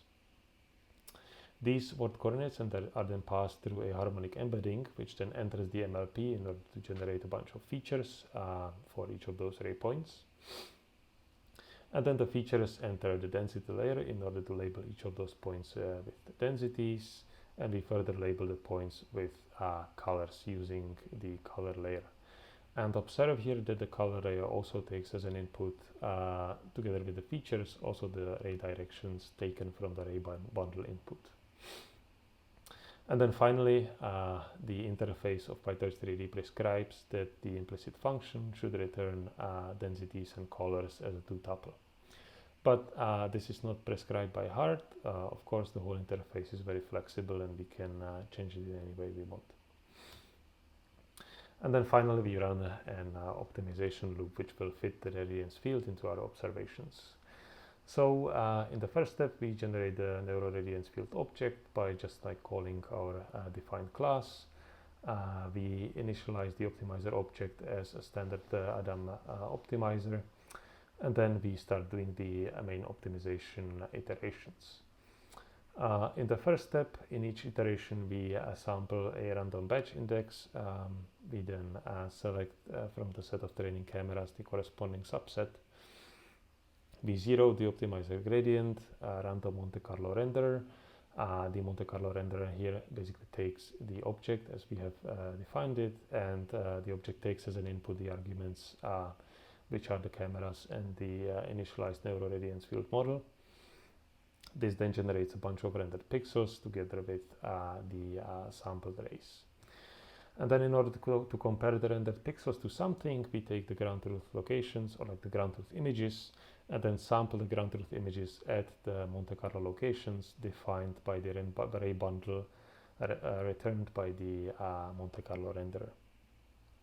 And so then basically the loss is just a simple absolute deviation between the rendered pixels and the sampled ground truth values from the image. And then later we do the standard PyTorch construct. So we basically take the backward or call the backward pass on the generated loss, and then we take the optimizer step. And so this is how the actual optimization looks like. Here what we can see is the progression of the neuroradiance field rendered from 4 fixed viewpoints as the optimization progresses or as the iterations increase, and we can see that at the end of the optimization the results actually look quite satisfactory. And here we can see again the final result, which is just rotating around the implicit neurofield. And so to reiterate here, this has been going through a set of steps of an IPython notebook, which is going to be released with the rest of the the volumetric processing utilities. And so far I have only shown a very simplified version of NERF, and this example basically shows what happens once we run a bigger model for a longer time for a single scene, which basically contains an apple in the middle. So we can see that this is able to generate a bit higher level of quality. There are a few more results for an orange. Unfortunately, the orange is touching the ground with one of its parts. So what we can see here is that the lower part of the orange actually contains this kind of undefined region where the light passes through. And then finally, another scene, or like a result of running NERF on another scene with a sandwich in the middle. Again, we can see that the side which is touching the surface is actually badly defined and generates this kind of artifact.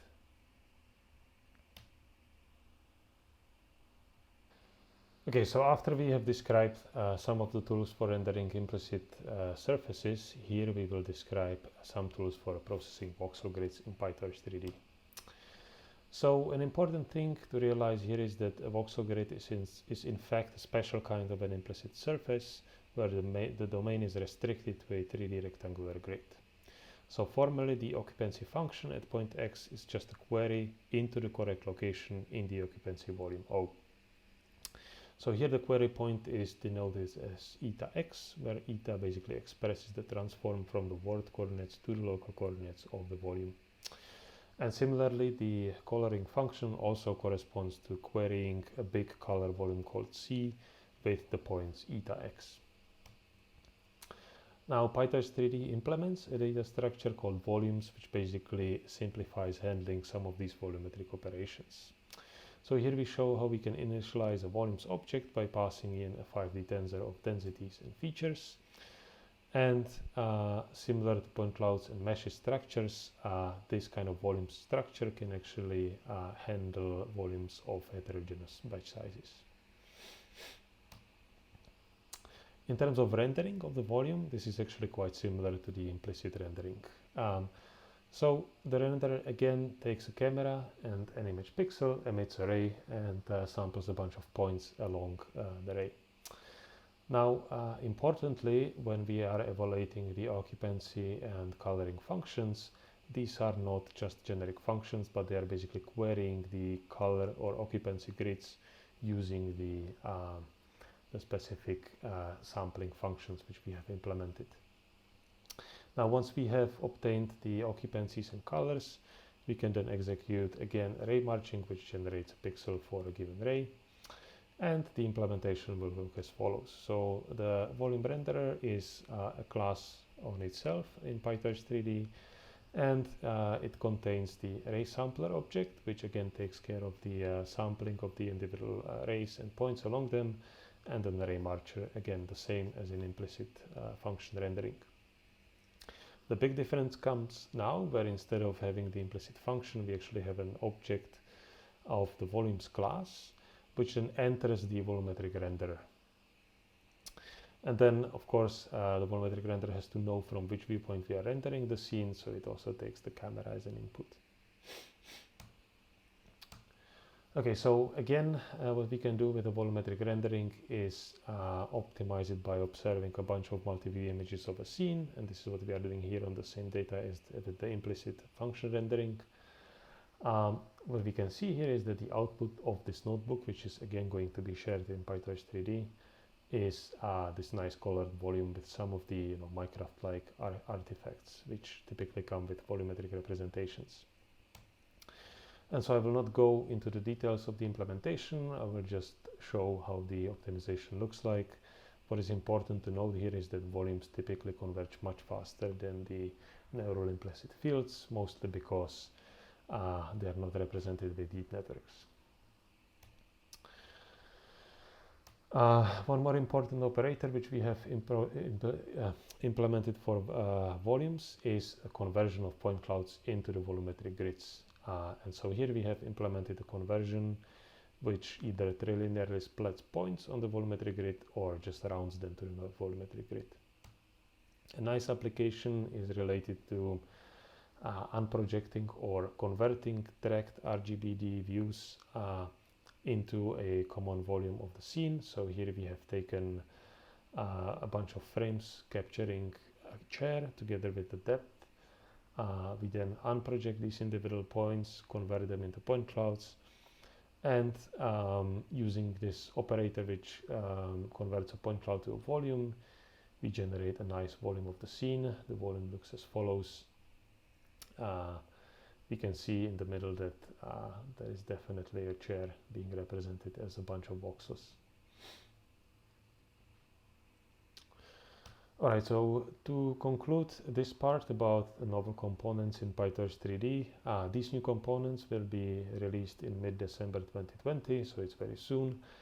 And in the future, we would like to extend the set of the individual operators I have already explained with sign distance field rendering and also with marching cubes implementation, where the marching cubes are already in a very good state, very close to be released also. Alright, so now I have explained a bunch of novel implementations of functions in PyTorch3D. What I will now show is how we use these functions in order to improve neural rendering. And this is work which has been done with a bunch of people from FAIR London and FAIR Paris and University College London. And so what we have shown already is that given a video of a single scene, we can train a neural radiance field which will give us a very nice implicit surface of the whole scene. And this is well known, and there have been quite a few follow-ups to the influential neural radiance fields paper. Now, the main research question here we were asking is that if we replace a single scene with a multitude of scenes, what is actually going to happen? Can we actually learn a category-specific 3D shape model which analyzes these individual videos and learns something like a monocular shape predictor or maybe like a few view shape predictor? So the objective would be learning 3D object categories from videos in the wild. Now, if you look at the existing work, 3D categories have been learned historically on the ShapeNet dataset, which provides a lot of clean models. However, ShapeNet is a synthetic dataset, so there is a big gap between the reality and the set of models which we can see there. At the same time, we also need expert graphic designers to generate such data set. On the real data, people have been revolving around a bunch of data sets such as COB birds or Pascal VOC, where typically the methods would analyze the individual images of a singular object, so there wouldn't be like multi-view views of the same instance, but views of an isolated object, such as the birds. And because this is extremely hard problem, people would typically endow the dataset with additional manual annotations such as key points or 3D template shapes, or they would assume very strong shape constraints such as a perfect 3D symmetry around one of the shape axes. And so instead of that, we wanted to go for a different solution, which was basically to collect a lot of videos of an object category such as apples here. And then what we would like to do is just like track the camera as we are taking the video using a structure from motion algorithm, which will basically generate a data set of multi-view images of the same object category with the camera locations. So these are some examples of the crowdsourced videos with the trackings of the camera. And yeah, so in terms of technically approaching this problem, here I will first explain a naive solution, which is basically a straightforward extension of the neural radiance field rendering. So in case of neural radiance fields, again, we should raise into the scene sample points and then render the resulting occupancy and function value and color values. Now, since we need to condition this function somehow on the scene, because now what we are learning is fitting of this function into different scenes, we can propose a simple solution, and that is to take the input image, pass it through the convolutional network, which will then generate a latent code Z, and then this latent code Z would be then broadcasted among all these individual harmonic embeddings of the 3D positions of the points, and this will basically alter the implicit surface such that it can render different surfaces. Now, the reason why we call this solution naive is the following, and it's actually connected to the word coordinate frame ambiguities, which are innate to the structure from motion. So as we said before, what we are doing in order to preprocess our dataset and obtain the camera matrices is to run structure from motion on the individual frames from the video. Now, imagine that we run the structure from motion, track the cameras correctly as we see here on the left, and then we run the structure from motion again on the same scene. What's going to happen is that if we change the random seed, of course, the second structure from motion reconstruction is going to be related by an arbitrary similarity transformation. And this is just an ambiguity which is innate to the structure from motion problem. Now, the issue here is that here, given an image in the first reconstruction, we will pass it through CNN and generate the latent embedding of the neural radiance field. In the second case, we will take the same image, we'll again pass it through CNN, and because the image is the same and the convolutional neural network is a deterministic machine, it will generate the same embedding. Now, the problem is that these two embeddings, despite the fact that they are the same, they have to represent two shapes which are in completely different locations in the word coordinate frame, which is obviously impossible. And so that's why the CNN-based solution cannot work, because it would have to represent different shapes using the same code, which is very hard, impossible in fact. Now, this basically shows that not only the coordinate frame ambiguity is a problem of two videos which are the same, but of course, if we just run SFM on the whole data set of our apples, then just the apples will be floating around, and indeed, there is going to be a lot of ambiguity between the locations of the individual word coordinate frames. And so in order to fix this, we propose a warp conditioned embedding. And the idea is the following. We will take an input image, pass it through a unit, and this will label every single pixel with a deep descriptor. Given a target camera, we will shoot a ray and sample points along it. And now, crucially, for each of those points on the ray, we will then project them into the source camera, and at the locations of the projections, we will sample the individual latent codes. Now, what is going to happen is that those latent codes will now become a function of the location of the ray point. And these individual latent codes will be called warp conditioned ray embeddings. What we will do with those is that we will pass them through an MLP. The MLP will color each of those ray points again based on the latent code. And then given the color and opacity values along the ray, we will render using ray marching to generate the colored image. Now, to show why this works, what we can do is analyze what happens to the individual ray condition or warp conditioned embeddings under the similarity transformations of the coordinate frames. So imagine that we have this set of embeddings on the left, and then we transform them using an arbitrary similarity transformation to the set of points on the right. Now, if we look at the individual points on the individual rays, and we look at the actual pairs of the points which are related by the given similarity transformation, so they're like corresponding to each other, we will see that they have different 3D locations, but their latent embeddings, the warp conditioned embeddings, are going to be the same. And this is the consequence of the fact that the projection into the other views is invariant to the similarity transformations of the warp coordinate frames. Now, what is happening here is that the MLP, when it sees the input point, it sees that the point has the same latent embedding, but two different locations. So this allows the MLP to sense the changes in the warp coordinates, and this way it can adjust the implicit surface equivariantly with the similarity transformation of the warp coordinates.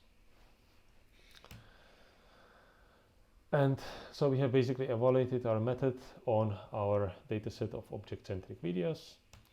Here we can see some qualitative evaluation of the absolute depth error for new view synthesis. We have outperformed several baselines. The same actually happened for perceptual metrics such as RGB error. And then finally here we are showing qualitative results of our method where we are rendering a single scene from multiple viewpoints which we are generating ourselves.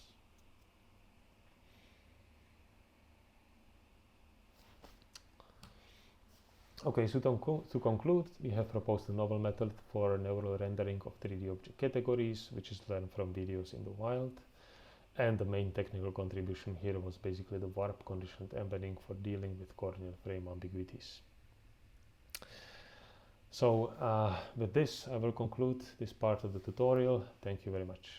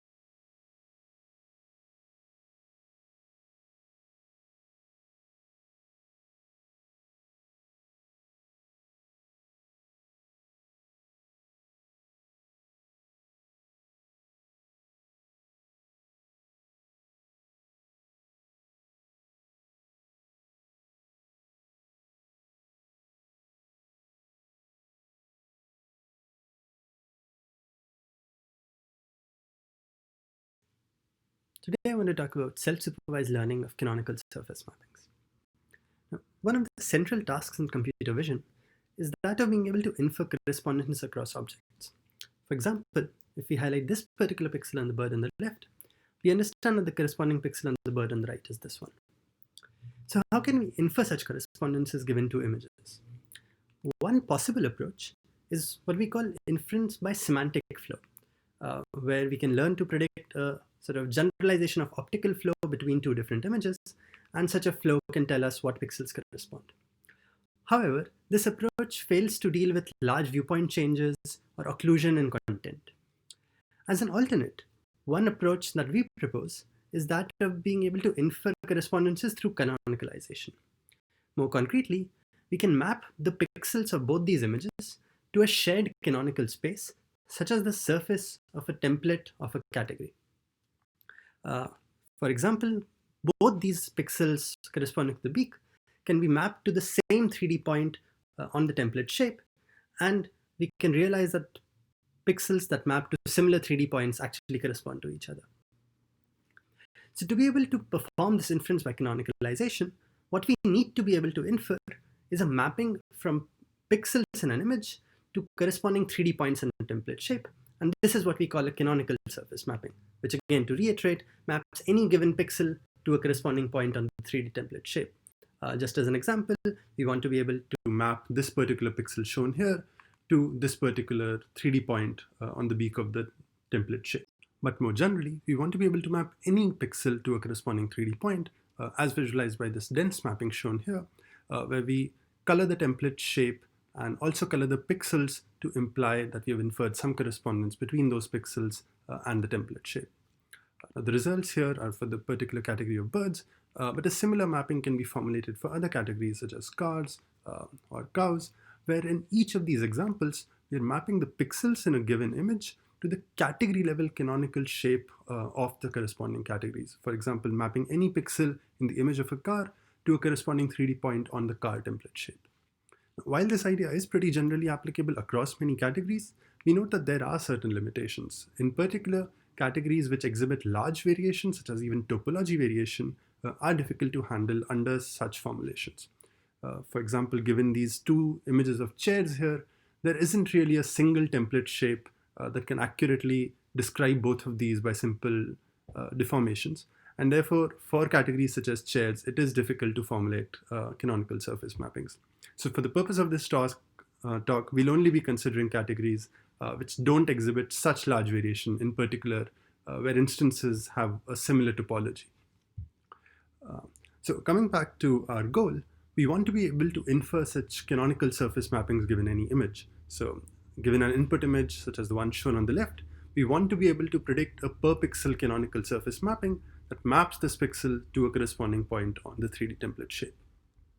Now, in this regard, there are two central questions. One is, what is the precise output of the CNN? How is a canonical surface mapping precisely parametrized? And the second, which as you can guess from the talk title, we'll spend a bit more time focusing on, is what supervision enables us to learn this? What kind of supervisory signal do we require to learn this per pixel canonical surface mapping prediction? Focusing on the question of parametrization first though, one naive approach is to say that we want to be able to predict a 3D point. So we'll parameterize the prediction as that of predicting an arbitrary point in the 3D space, and then get a corresponding prediction by simply projecting this predicted arbitrary point to the surface of the mesh. Now, while this can be efficiently done using packages such as PyTorch3D, which provide efficient implementations of this projection function, this projection is actually inherently discontinuous. So if you think of the space between two legs of a cow, the point that's sort of halfway between the two legs will discontinuously map to either of the two legs based on some very small switches in predicting in the prediction in R3. And so while this is possible, this parametrization is inherently discontinuous and not optimal for predicting by a learning-based framework.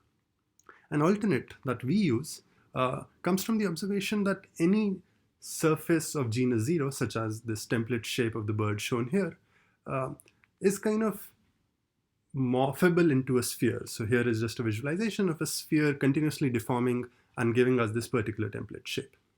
So using this observation, what we can do is simply predict a particular point on a sphere, on the surface of a sphere. So the parameterization of CSM can be reduced to that of predicting a particular point on the sphere. And through this mapping that we are sort of visualizing as this continuous deformation on the left, a point on the sphere corresponds to a unique point on a template shape. And therefore, by predicting points on sphere, we are uniquely predicting points on the surface of a mesh. Just as an alternate visualization, on the left, we can show this UV space, which you can think of a cutout sphere or a latitude and a longitude parameterization of a sphere. And from this UV space, we can construct a mapping phi to unique points on the surface of any given mesh. And therefore, the task of predicting CSM can be reduced to that of a per pixel UV prediction, or equivalently a per pixel latitude longitude prediction, or equivalently for each pixel we want to predict a point on the sphere, which through this mapping phi then maps to a unique point on the template shape. So we've looked at this question of how to parameterize and saw that it's possible to parameterize the CSM prediction as that of per pixel sphere point prediction. But let's go back to the other question, which was, how can we learn this? What supervisory signal enables us to learn this per pixel canonical surface mapping prediction? And one of the first answers that came in literature by one of the first approaches that was tackling this task was that of using direct supervision. So for the specific category of humans, we can take the mesh that's shown on the right and ask users, let's say on Amazon Mechanical Turk, to map each pixel to a corresponding 3D point and provide many, many annotations of this. And using this, we can actually learn this per pixel prediction. So in the image below, we are seeing some results on held out images, and this works amazingly well across these many humans with significant amount of occlusion. But the catch is that it requires many millions of point annotations for a single object category. And we want to be able to do this across many hundreds or thousands of object categories. And this approach of requiring direct supervision for this task is not easily scalable. So is there a way we can learn this without using direct supervision? Is there a way we can learn canonical surface mappings in a self-supervised manner? And we propose to do that by having a very simple insight that the task that we are pursuing of predicting these per pixel mappings maps pixels to a 3D template shape. And given a particular camera that projects this 3D template shape back onto the image, we have a 3D to 2D mapping that is constrained by this camera.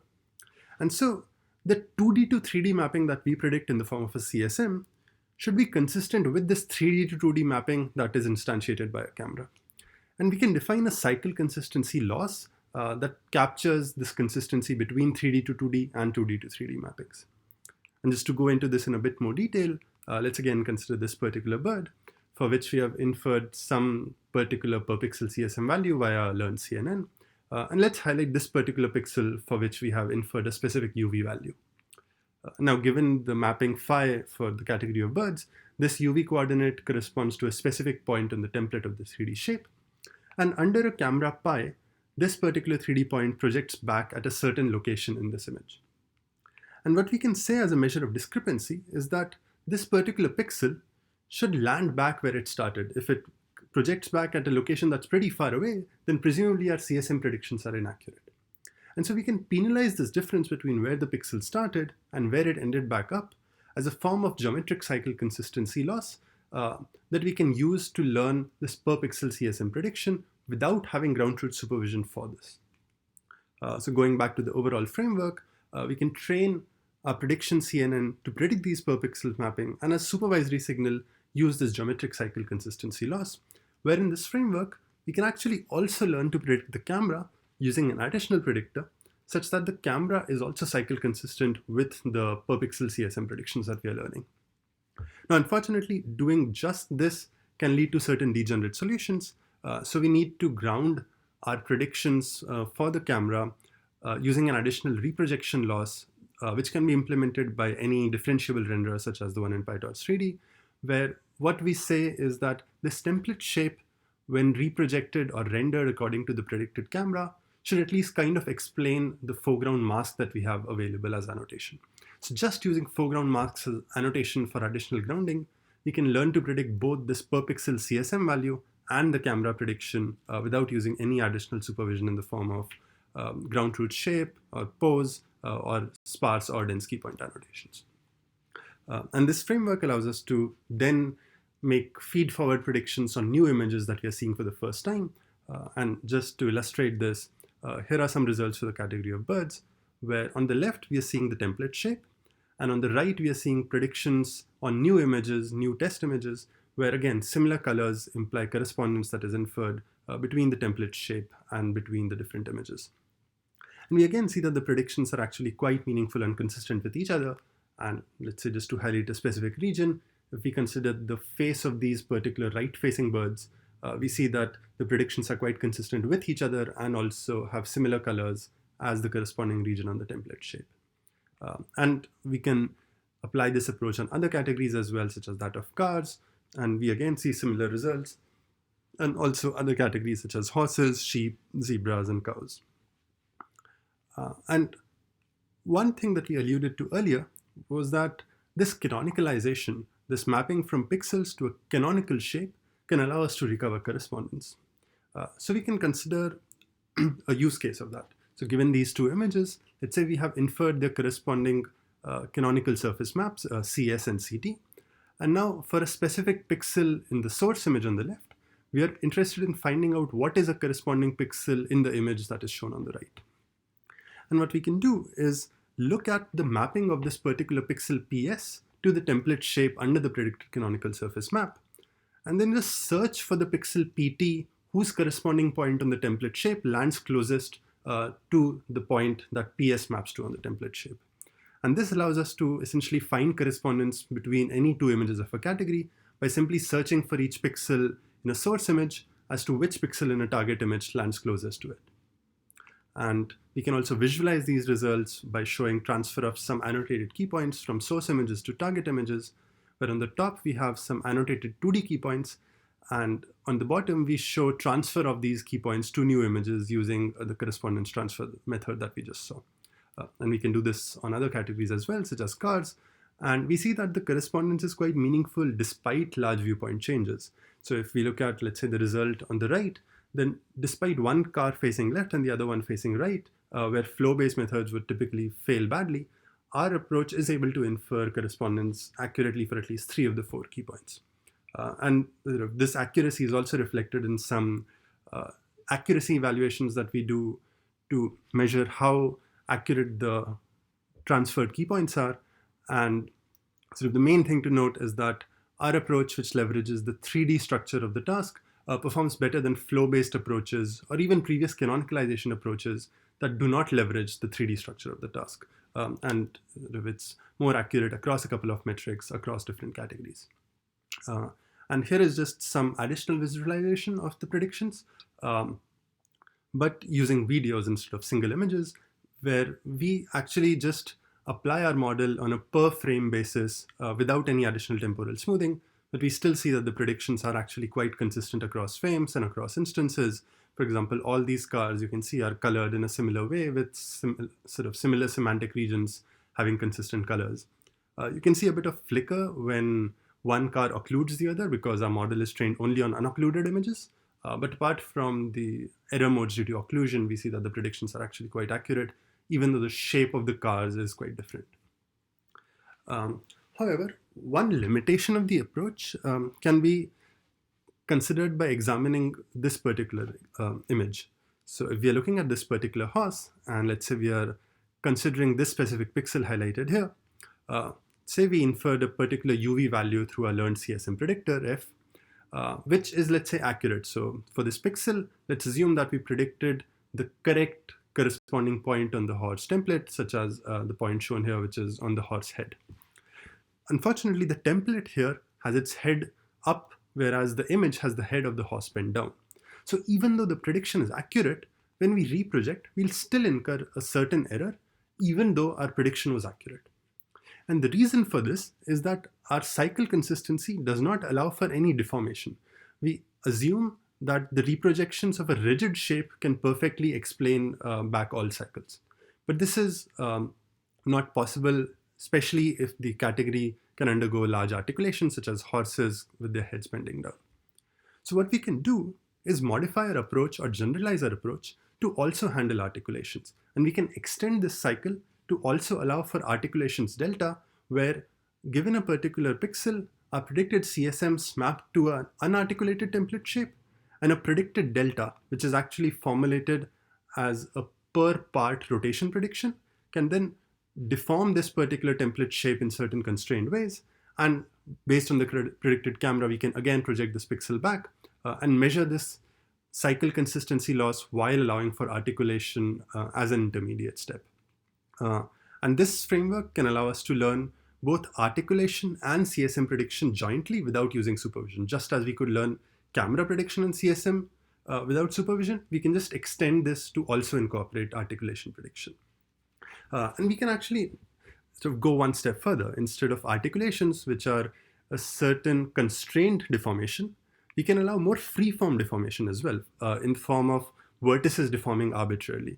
So for example, in this particular case, this bird can become a bit thinner. It's not really articulating, but it's a more free-form deformation, which is now parameterized by the delta. And the same idea, the cycle consistency loss, where a particular pixel first maps to a corresponding point on a template shape, which can then deform in a constrained or unconstrained manner, and then projects back and comes back to the same location. The same idea of geometric cycle consistency applies in this setting and can allow us to, in this case, learn both deformation and CSM prediction without supervision.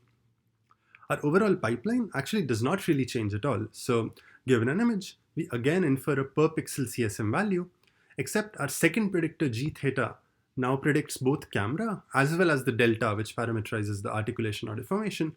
And we use the generalized version of the cycle consistency loss, that is articulation or deformation aware, while still using this reprojection loss between, in this case, the deformed template shape and the observed foreground mask.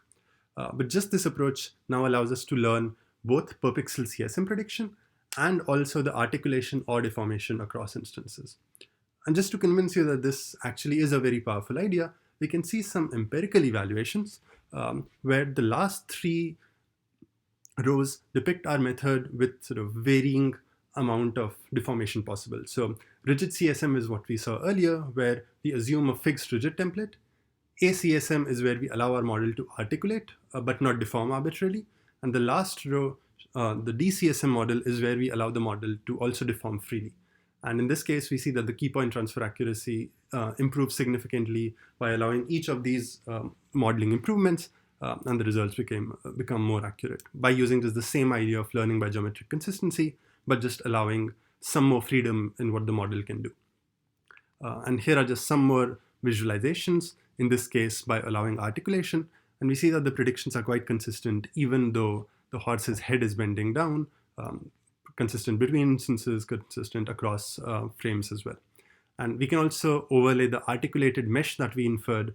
And we see that the coarse articulation is pretty accurate, such as the trunk of the elephant or the head of the horse or some coarse motion of the legs, though it's not very, very precise because, again, this is learned using without any additional supervision of the form of key points, learned using only foreground masks as the supervision. And we can also, again, see that the coarse motion, such as the head of the bird bending down, is accurately captured, and the predictions are, again, consistent across different frames. And not only can we infer just the per pixel CSM value, our general model also allows us to recover this free-form deformation, which essentially gives us the per instance shape across many categories. So here are just some examples of the inferred shape visualized from the predicted pose across a few different categories. And we see that we can capture different variations, such as the length of the neck of the giraffe as an arbitrary free-form deformation, while also capturing articulation, such as the head of various animals bending down. And sort of the same approach of learning without using any additional 3D supervision works across many, many categories, such as shown here. And yeah, with that, I'd like to take a look back at some of the main ideas that we saw today, which namely were this formulation of canonical surface mappings, that we can map pixels to corresponding 3D points on a template shape, and that being able to infer this mapping allows us to recover correspondence between many different images, and this notion or this technique of using geometric cycle consistency as a supervisory signal, that we don't need supervision to learn these CSM predictions, but we can just enforce that these predictions are cycle consistent with the predicted camera or the predicted articulation. And this is a very powerful supervisory signal that can allow learning without using direct supervision. And with that, I'd like to thank you for your attention. Please feel free to contact me if you have any questions. Yeah, thanks.